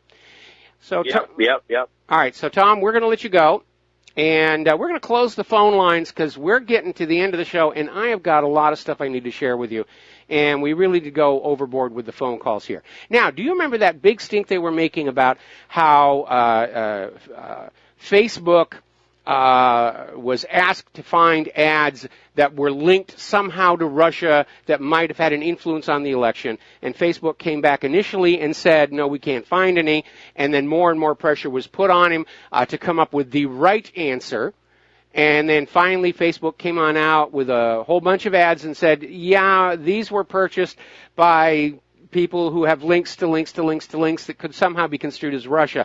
And they made a big deal about it, Russia influencing the election using Facebook. And then somebody leaked the ads on out and discovered most of them were issue ads. Abortion, feminism, and the few political ads about the candidates seemed to favor Hillary Clinton, which blew that whole story up. Now it's gotten even more interesting because apparently these ads did not run until after Election Day. And the corporate media is out there saying, oh, all these people saw these Facebook ads. Yeah, they did. But they'd already voted at that time. Now, speaking of voting, Dianne Feinstein is considering running for yet another term in office. The polls in California have turned against her. They want Dianne to retire, go quietly into that good night, but I'm sure Dianne is just sitting there thinking, we've got all these illegal immigrants. They're always going to vote for the Democrat. I've got nothing to worry about over there. Now, a lot of people are talking about Tom Cruise's new movie about Barry Seal. And there's an interesting sort of quasi-review over in the Arkansas Times. And it's written by a reporter who actually was trying to untangle Barry Seal's story back when it was happening. But he knows a lot about Barry Seal and that whole CIA drug and gun running Clinton operation. And he's saying that there's a lot of information in the movie, but no real smoking gun. But the interesting thing is, in Arkansas, police records that are supposed to be open to the public 20 years ago are apparently no longer available. So somebody is concerned that because of this movie, citizen investigators are actually going to start digging in to find out what Barry Seal was doing, and more to the point, who he was doing it for. Now, getting on down to Puerto Rico, Trump is down there right now. He flew on down to reassure Puerto Rico that they're not being neglected and ignored. He actually took part in handing out some of the emergency supplies. And apparently Ben Shapiro is just absolutely going after that San Juan mayor over Trump, who apparently had an agenda to make it look like the U.S. was neglecting Puerto Rico. And maybe it was to get more aid, get more money, But certainly it was to damage Trump. And this mayor of San Juan apparently is a close friend of Hillary Clinton. There's a new development, though, because so much aid was so late in coming, coupled with the damage from the hurricanes. There is now a surge of new migrants from Puerto Rico to Florida, and they're allowed to go because Puerto Rico is a U.S. possession. And there's now a concern that so many Puerto Ricans are going to enter Florida, it could turn the state Democratic. And that has a lot of conservatives very, very worried because, as you know, it's a main battleground state in all the elections. It certainly was back in 2000 between Bush and Gore. So let's talk about the wars and the war zones. Just what did Washington, D.C. achieve in its 6-year war on Syria? It's winding down. The defeat of ISIS in Syria is imminent. The Syrian army is clearing out some of the last ISIS strongholds in the east with the aid of Russian assistance. And Washington's interventionists are searching for a new excuse to stay there. We'll be right back. And aloha, America. Welcome back to the show here. And Fox News is now showing the vigil at Nashville for the victims of the Las Vegas shooting. And they're just milking this thing for all the bathos that they can. And Stephen Paddock is now being described as a privileged white male lone wolf. There's another agenda at work. We're going to demonize white males again. Oh, he was a white male. He was also a liberal. Anyway, getting on back to the international news here. So basically the war in Syria is almost over, and with all the talk about we're going to get Assad out, we refuse to let Assad continue in power, it's very obvious that the U.S. is going to be handed a defeat.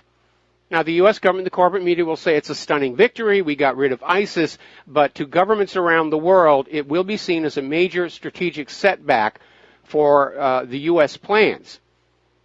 And it's going to send a message. The mighty U.S. military isn't that mighty. It is not invincible.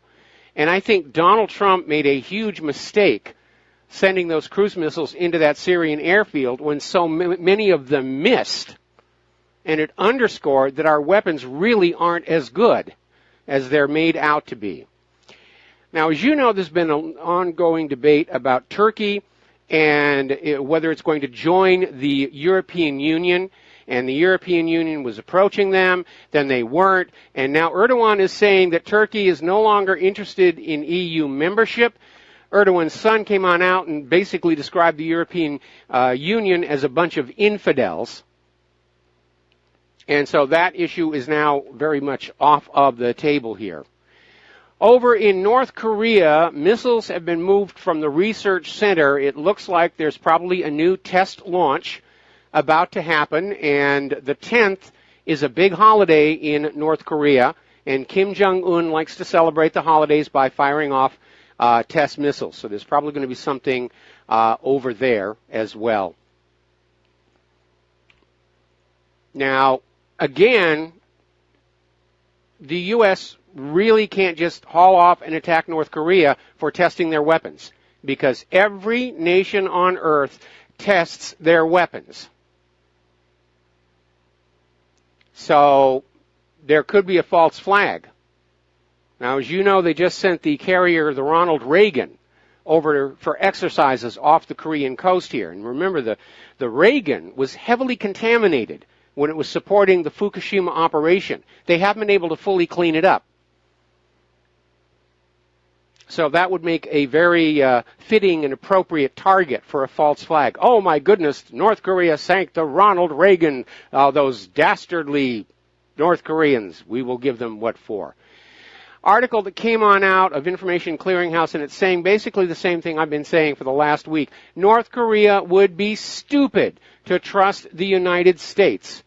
Any deal that would be reached would involve trusting the U.S. government to keep its end of the bargain, and trusting the U.S. government would be the stupidest thing North Korea could ever do. We'll be back after station identification. And aloha, America. Welcome back to our show here. Now, over on the disputed area of the India-Pakistan border, there have been 5 deadly incidents. The situation is escalating there, and at least 8 people have died. And tensions between the rival neighbors continue to intensify over the restive province and its contested border. And of course, the danger there is that both India and Pakistan are nuclear nations. Now, Paul Craig Roberts came out with a very interesting article. And he says, "Are you ready to die?"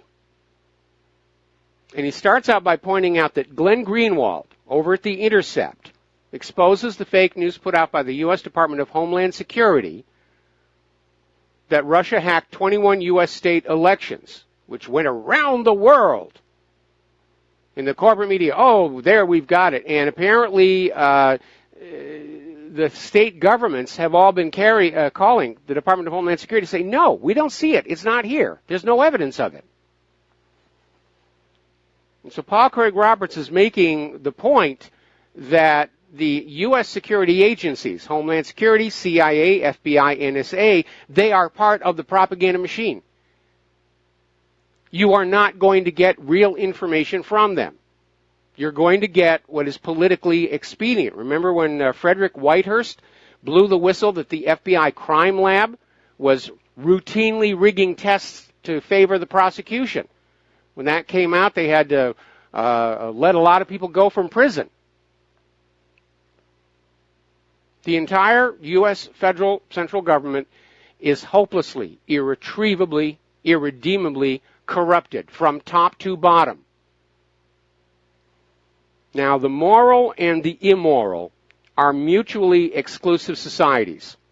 Neither one tolerates the presence of the other. So once a government starts to go bad, it goes all the way bad. And those people who are trying to do the right thing are eventually escorted to the door. Cynthia McKinney, good example for there. Now, we've been talking about Russia's electronic warfare prowess and their newest weapon that can basically zorch incoming threats at a tremendous distance with UHF radio waves, which led me to suggest that Russia's had some kind of a breakthrough in being able to generate massive amounts of UHF radio waves in a small device with relatively little power. So the British Daily Star is looking at Russia's new radio electronic missile called Alabuga. And they write, Alabuga is capable of disabling an entire army all by itself.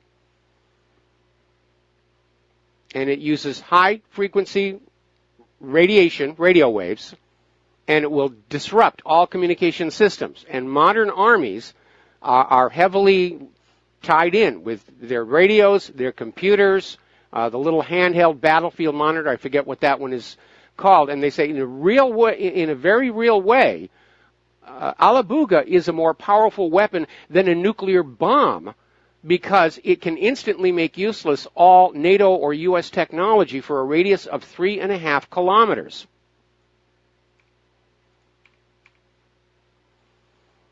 Now, the other day I was talking about indications that the U.S. may try a military action against Cuba. And supporting that is a story that just came on in from Citizen Free Press. The United States has just expelled 15 Cuban diplomats from their embassy in Washington, D.C. And expelling diplomats is a serious, serious matter and usually is one of the signals saying that a war is coming.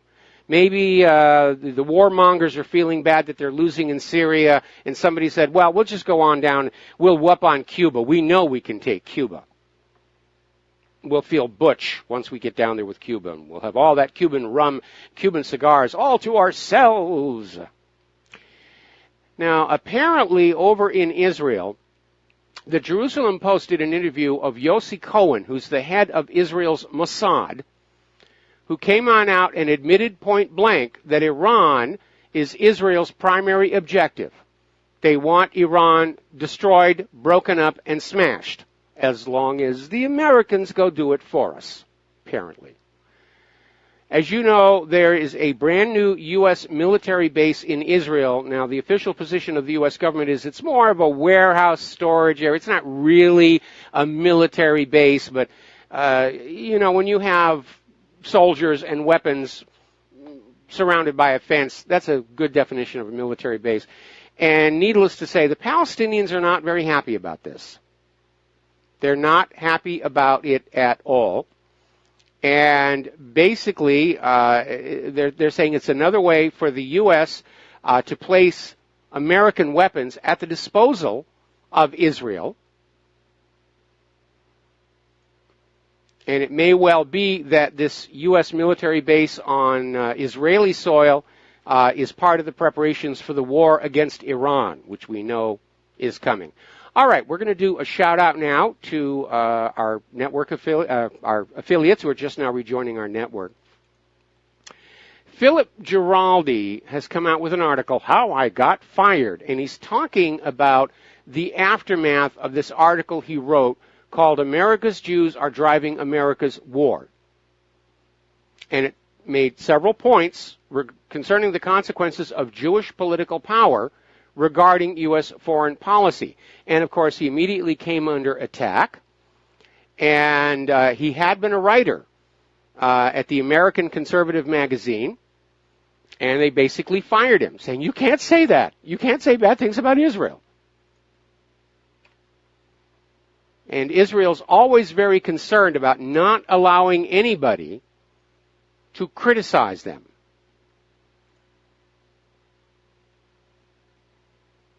Now, over here in the United States of America, Senator Chuck Schumer is in Congress pushing for congressional legislation that would end academic freedom in America, and in particular, criticism or even study of Israel. They're pushing this bill, the Anti-Semitism Awareness Act. It's passed through the Senate unanimously. And it's built on this idea that criticism of Israel is rooted solely in anti-Semitism and hatred of the Jewish people. And that's like trying to say that you can't criticize the Nazis because you just hate the German people. That's how absurd this is. But that's the new policy. All criticism of Israel is based solely on anti-Semitism because Israel isn't actually doing anything that's wrong.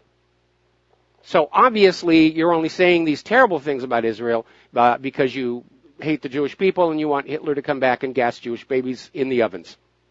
Twice. Now back on September 10th, 2001,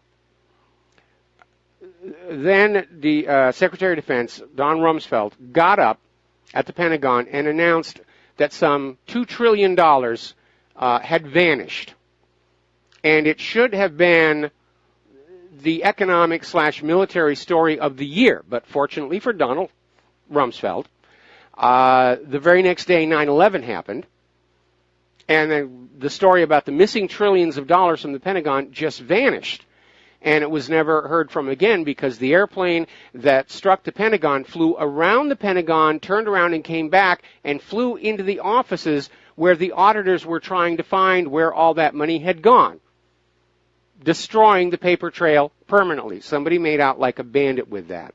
Well, Catherine Austin Fitts is out there saying the Pentagon isn't the only place where money just seems to be vanishing into thin air. And she's done a study of federal government budgets since 1988, and she's found that some $21 trillion, with a T, has gone from U.S. agencies since 1988. One of the worst offenders seems to be the housing and urban development. And apparently she found one city block in San Diego that had $20 million in defaulted HUD loans. And these loans were made by HUD on non-existent properties that did not even have a U.S. postal address. And Catherine Austin Fitts concluded that HUD was being run as a criminal enterprise to simply loot the money, the taxpayers' money, out of the U.S. government. Many other researchers have come to that same conclusion. The American government is run by criminals who own both parties and the corporate media. the narcocracy. The U.S. government is the biggest smuggler of illegal drugs into this country. You think that's the only crimes they commit? When you have a class of politicians who are willing to engage in that kind of behavior and that kind of crime, then obviously false flags to push an anti-gun agenda, lying to the people, looting the government treasury, all comes, it's part of the deal. It's just part of the way things are being done over there. Now, interestingly enough, this volume of cash that's disappearing from the government is another sign of impending collapse. In fact, over at our online store, we have a coffee mug that says right on the front of it, the last official act of any government is to loot the nation. And we seem to be in that phase right now, and have been, according to Catherine Austin Fitts, since 1988. Now, we've been talking about the pension crisis here in the United States of America, the declining economy, the fallout from the 2008 mortgage-backed security fraud, and how all of these pensions are refusing to hold Wall Street and the government responsible for bad decisions and outright criminal acts, instead pointing the finger at retirees. Oh, you're retiring too young. You're living too long. You demand too much. It's all your fault here. Well, as it turns out, the United States is not the only country where the pensions have gotten into serious trouble. Globally, the pension gap, the money they actually have versus the expected outflow to retirees, is now $400 trillion. Now, of course, they can just crank up the printing presses and just pour that on out, which is cheating everybody of the value of their existing money. Or, a lot of really old people could start dying all of a sudden. We've been talking about the shale industry, and apparently it's not doing as well as people would like to think. We know that a lot of these shale reservoirs, if you will, do not actually have the volume of oil and gas that they were thought to have, that even with the hardest fracking, they still can't get it all to the surface. So it's an industry that's in trouble. And the idea was they were going to get all this oil and gas that was shallow in the shale rather than drilling down deep to the remaining reserves of free gas and free oil. But it's not really working out. And that harebrained, poorly thought out oil price war with Russia put a lot of these companies into serious trouble, drove some of these companies completely out of business. So let's turn over to Catalan because things are really intense there. Following the Catalan referendum and the Declaration of Independence, students gathered for a rally in one of the largest of Barcelona's squares, Plaça de Catalunya, or the Square of Catalonia, to voice their protest against the violence of the Spanish police who attempted to thwart Catalonia's independence referendum. And it was a huge crowd. I saw a video of it, just absolutely amazing. It gridlocked that entire part of the city. So this attitude by Madrid, we're just going to go on in, club them over the head, and they'll give up that silly little idea of independence, has backfired. It's angered the people of Catalonia. And it's a very, very tense situation. I'm concerned this could break into a new civil war. And if you remember anything like about the war against Franco, it can get very, very bloody indeed. Now, Pablo Escobar is out there saying that more is at stake in Catalonia than just Spain and its territorial integrity. He's saying the future of the entire European Union is at stake in Catalonia. Because if Catalonia breaks free, you're going to see portions of other European member states angered that their member state government is not following Brexit, and they'll start breaking off. That whole European Union thing is really falling apart. I imagine the globalists are just having a terrible time right now. They were so close to that one world government, and it's falling apart on them now. Venezuela's President Nicolas Maduro has attacked the Spanish Prime Minister Mariano Rajoy, saying, "Who's the dictator now?" Rajoy has chosen blood, sticks, blows, and repression against his own people.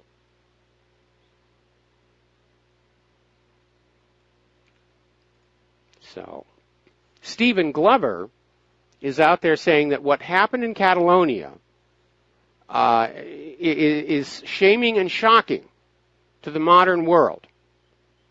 But he's saying underlying it all is a truth that Brussels doesn't want to hear, or the globalists don't want to hear. People crave a national identity. They want to be proud of their nation. They want their nation to be great.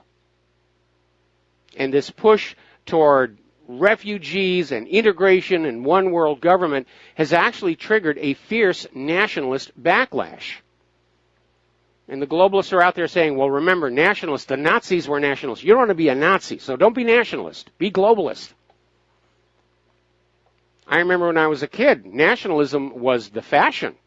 We were supposed to be proud of our country. We had reason back then to be proud of our country, to see it as unique and special. Meanwhile, over in France, President Emmanuel Macron has taken advantage of Angela Merkel's election results by pushing for France to lead the European Union, to become the new figurehead. Now, yes, Brussels runs the European Union, but we all know that Angela Merkel has had a tremendous amount of influence over Brussels because of Germany's economic power and her popular support. Well, that's clearly on the wane. And now Macron is seeing an opportunity for him to step on in and replace Merkel as a leading voice in the European Union. Meanwhile, down on the street level, over in Germany, there was a failed asylum seeker, and he is accused of raping a girl in front of her own boyfriend at a German nature reserve. He's in trial right now, and he keeps saying, well, the alleged victim was a prostitute. This is 31-year-old Eric X from Ghana, charged with aggravated rape and predatory blackmail. And that seems to be a common theme. We had that story, I think it was just yesterday, where this asylum seeker assaulted a woman and demanded that she say, "I am a whore," into his cell phone video recorder. So it's not just the sexual assault. It's a denigration of women. And I'm wondering, where are all the liberal feminists right now when this is going on? You would think they would be screaming bloody murder at the expressed attitude toward women by these refugees. But I guess the push for globalism trumps the rights of women or the status of women here. Britain police stopped a Muslim tyrants trying to destroy the middle class. I'm not the only person who's out there. Over at Zero Hedge, an article, the globalists are systematically destroying America's middle class.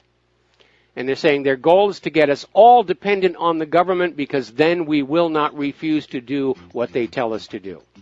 Dependency is slavery. We'll be right back. And aloha, America. Welcome back to our show. And we're going to go ahead and open up the phone lines.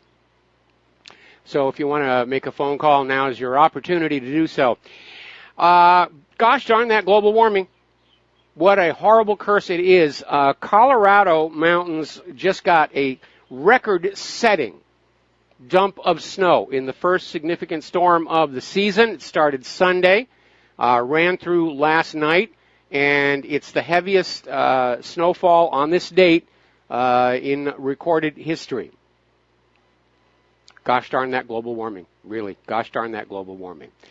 Now, getting into the world of computers, I think a lot of people are getting tired of the modern, bloated, spied-on, overly complex computers. And yes, we're forced to use them for our work. But when it comes to play, they're going back to simpler machines, like the Raspberry Pi over there.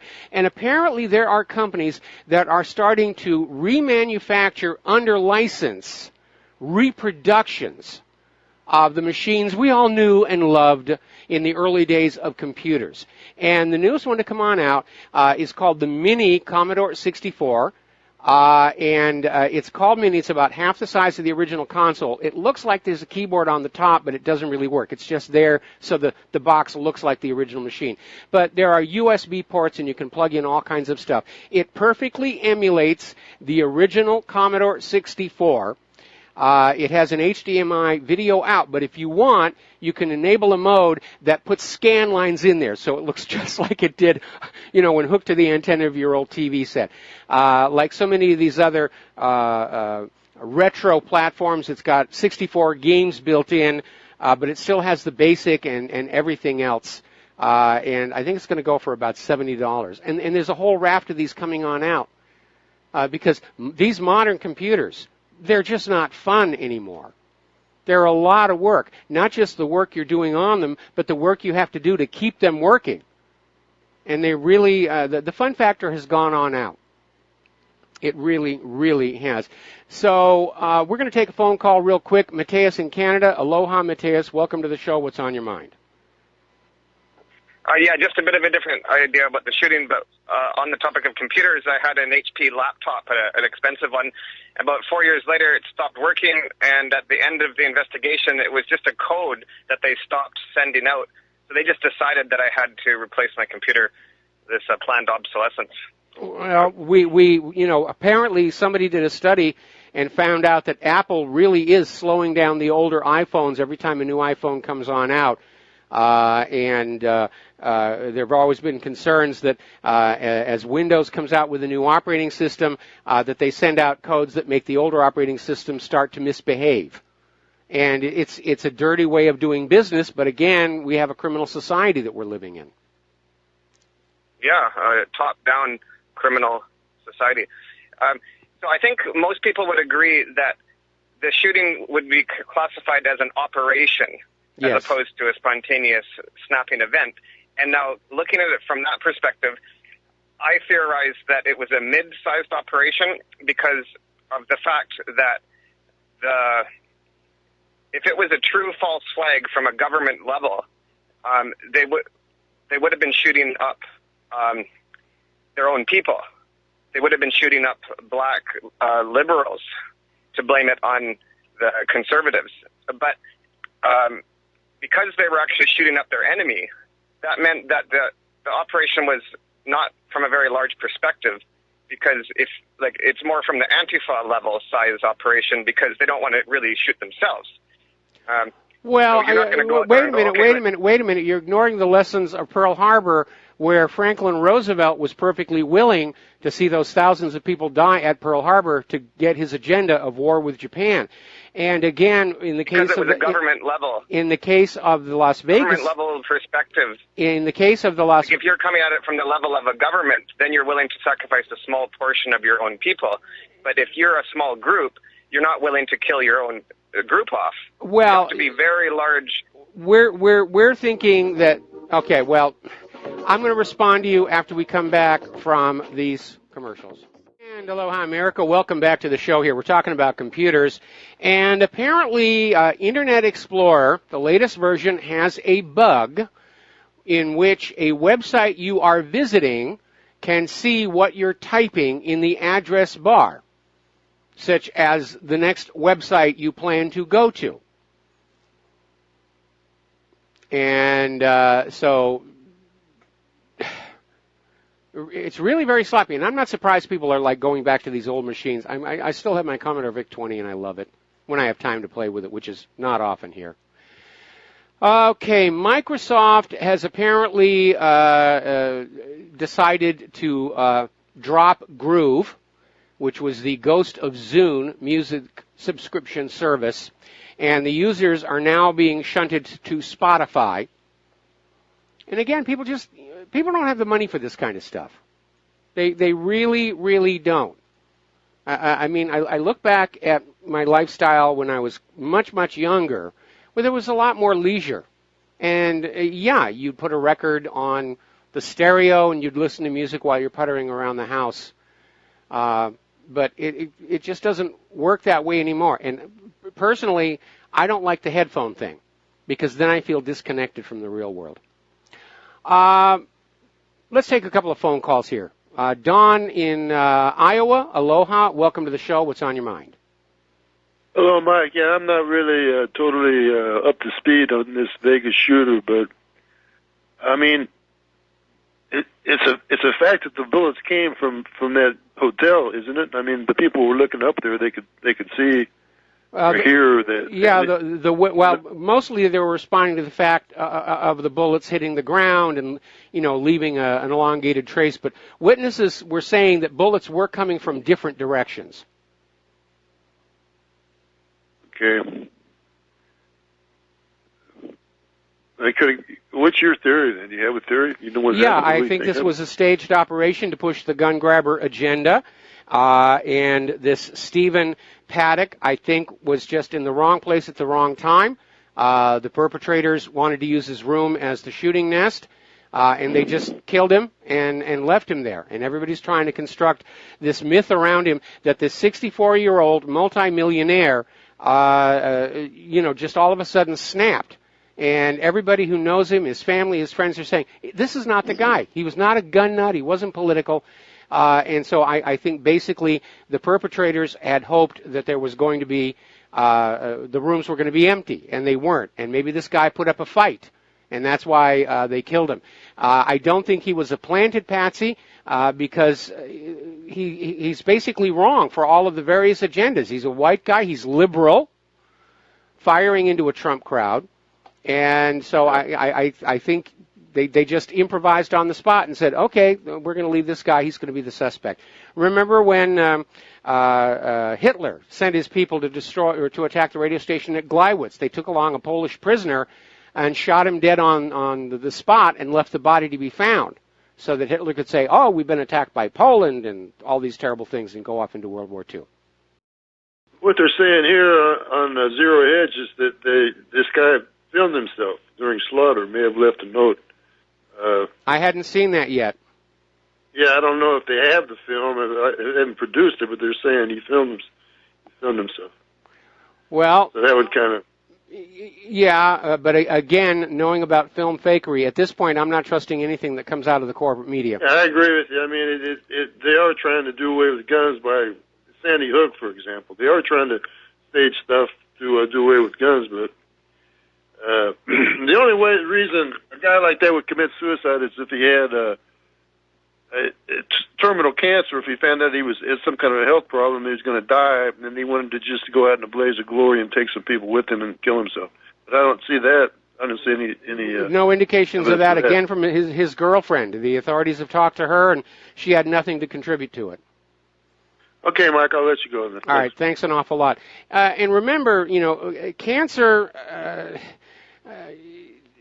it can be treated. 25% of all cancers spontaneously cure themselves, or at least unless you've gotten a vaccine with that nagalase in there. All right, let's go to Jim in Chicago. Aloha. Welcome to the show. What's on your mind? Mike, I have a quick question. Are we sure that this guy's dead? Well, is there a body? That issue has been brought up before. This isn't CSI where you get to look at the dead bodies, down there in the morgue. Again, at this point, it's good to suspect everything. But again, Occam's razor has to apply. And it's the simplest course of action for this guy to really genuinely be dead. Right. And the other question, considering he lived in a very upscale neighborhood, wouldn't there be cameras around his house and also around the neighborhood? And if these guys planted weapons in his house, wouldn't there be a video of that? There could be, but on the other hand, when you're talking about intelligence operatives, they're going to know to either interfere with the camera electronically, so it's suddenly not working, or they're going to have made arrangements to be able to go in and erase that particular section of the video. And the last question, what do we really know about his girlfriend? What's her background? Originally, she's from the Philippines, and apparently she does go back and forth, but she spent much of her life here in the U.S. She's very much a liberal, and apparently Paddock sent something like $100,000 back to her home address in the Philippines, which is a tremendous, very expensive home, two single-engine airplanes. I mean, if you're a pilot, really one airplane is all you need. But this guy just decided he was going to have two. Right. And finally, it'll be interesting to find out if they're going to bury the body or they're going to cremate it. Well, yeah, I think that would be basically should be up to the family to decide. Mm-hmm. Okay, well, thank you very much. You take care. All right, thanks an awful lot. We're going to switch over to Chris in St. Petersburg. Aloha. Welcome to the show. What's on your mind? Well, it's just interesting reminiscing about how computers used to be programmable, accessible. We knew the schematics. We had the schematics provided for us, like the Commodore 64. Yes. And the most amateur developer could come up with new devices and could take full advantage of the current capabilities of the system.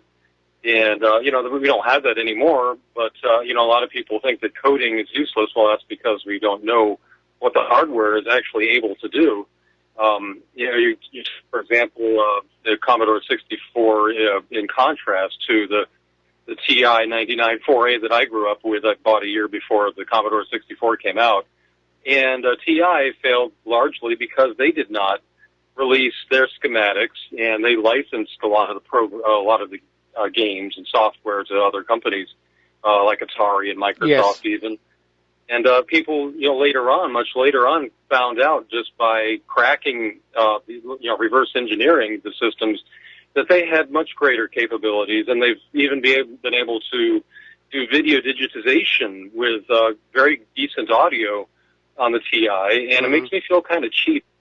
It makes me feel cheated that I wasn't aware that I could do all these things. The system was slowed down, and the people are coming out now with FPGA systems that are clones, not just the Commodore 64, but of the ZX1 with better speed enhanced. That was a system more popular in the UK.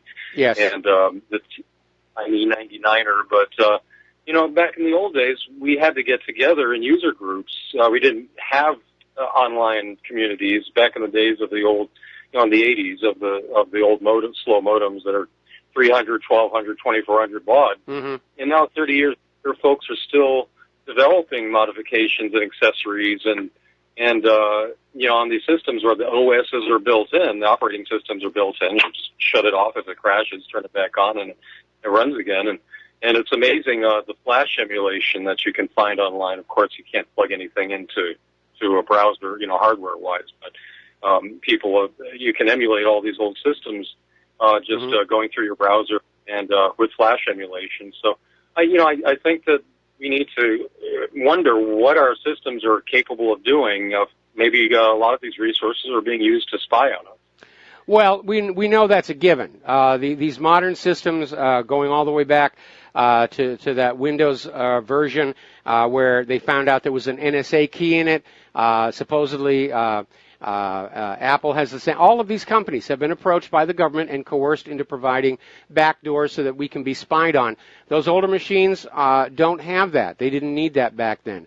But they were simple and they were elegant, and I'm in agreement with you. One of the things that made the Commodore 64 attractive was you got the schematics, and you could literally read out the entire operating system and see what was going on in there. And that made it fun. And, yeah, you could get in there with machine language, and you could really start tinkering around. I'm sure you've seen the show Halt and Catch Fire. And it's in its last season here. And I love the show because I lived through a lot of that when I was a lot younger. And for a while, I even had a small collection of these computers that I'd pick up at yard sales and things. I had a Timex Sinclair, and they were fun to just plug into the TV and just see them work. And they were simple and elegant, and they were a lot of fun. And I'm finding the same thing with my Raspberry Pi here. But I'm not surprised that there's going to be a market for these small machines, because computer enthusiasts want a machine that's fun to play with rather than something that demands a huge amount of work just to keep it running. Yeah, well, with the TI, there's about a month ago I saw a video. Somebody came out with a tiny 99er that's speed enhanced. That's on a board. It has a few extra features, but programming language that crackers later discovered that was the native language of the system. They had given access to the end users, or if an end user had knowledge of it, they could have done many more things. And, that was the first 16-bit computer on the system, and yet it was restricted by an 8-bit bus, bottlenecked by an 8-bit bus. But it makes you wonder, maybe going back to these systems to be less hackable, akin to Russians using typewriters to maybe stuff on tape might be a little more secure these days. Well, tape's only good for 5 years. Tape is only good for 5 years. Yeah, you can use these things to do something useful, but mostly they're just fun to reminisce. And these are obviously targeted on us old people who grew up with the beginning of the computer age. And remember that sense of wonder and joy that these early computers would bring on out. And yeah, it was very cool, and it was very exciting because we could see the world was changing around us. And now, today, it's just a constant recapitulation of what has been done before. Each new iteration of Windows is just more advertising and more spying, and not as much functionality. Going back to my allowing my iPhone to grab iOS 11, it broke a lot of the older apps that I really liked having, and there have been no new replacements because the companies that wrote those apps have gone out of business. So it's just they've gone from the idea of profiting through innovation to profiting through planned and coerced obsolescence, and I think that's one of the reasons why American technology is in decline. Certainly the state of the art in American software engineering is abysmal compared to some other countries. Okay?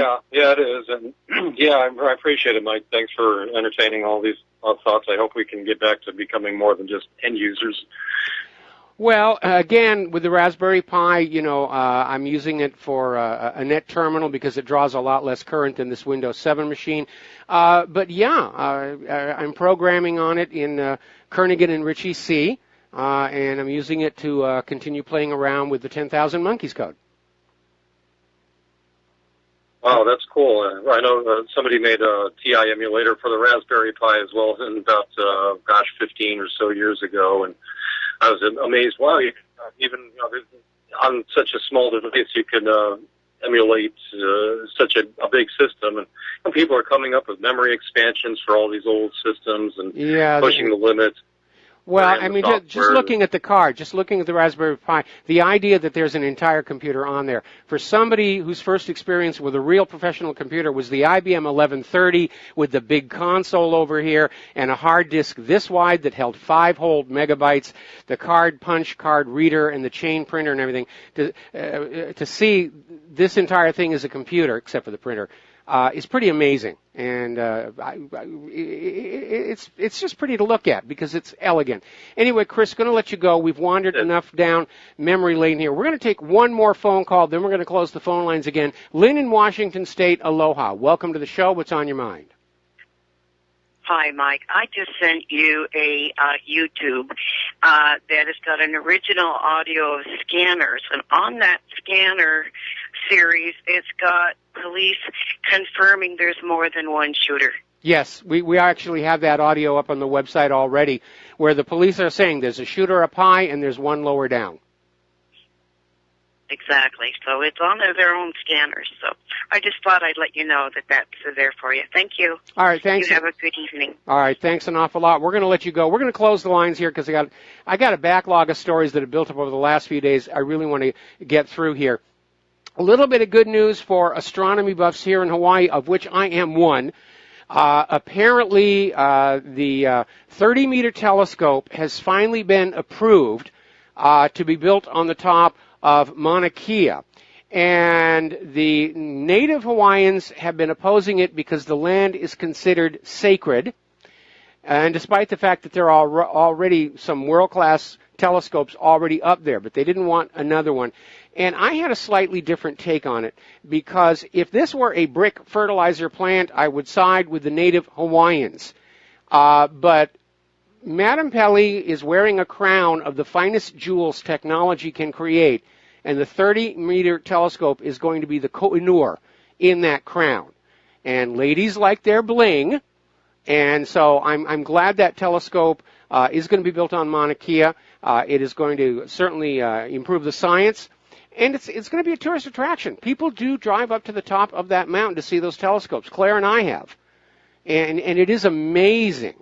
And so I'm glad it's coming, and hopefully the University of Hawaii will get the contract to manage that one along with so many of the others. We're going to take a break for commercials. We'll be back with the last segment of our program today after these few words. And aloha, America. Welcome back to the show again. And the story in Las Vegas seems to have changed again. Now they're saying that no, Stephen Paddock did not commit suicide after all. He was killed by a member of the FBI hostage rescue team.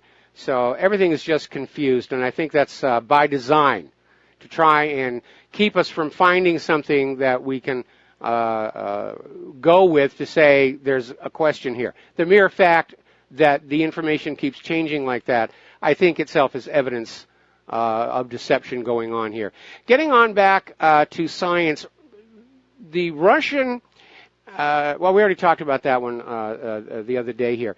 Apparently, scientists have detected a class of chemicals, organophthalogen, out in space. Now, up until now, it was thought that these chemicals are normally produced by organisms on Earth, and they were hoping that they were going to use this as an indicator of life as they go on out looking for life on other planets, which we've already found back in 1976, but don't tell them. And apparently, data taken from the Atacama Large Millimeter Submillimeter Array Telescope in Chile and the Rosina instrument aboard the Rosetta Orbiter revealed that organohalogens are present around a young star system, 400 light years away. But they're making the assumption that the star system is too young for life to have evolved there. But still, I think what's going on here is all of these chemicals used by life seem to form naturally in space. When life starts to evolve, it's going to use what's available to it, those same chemicals.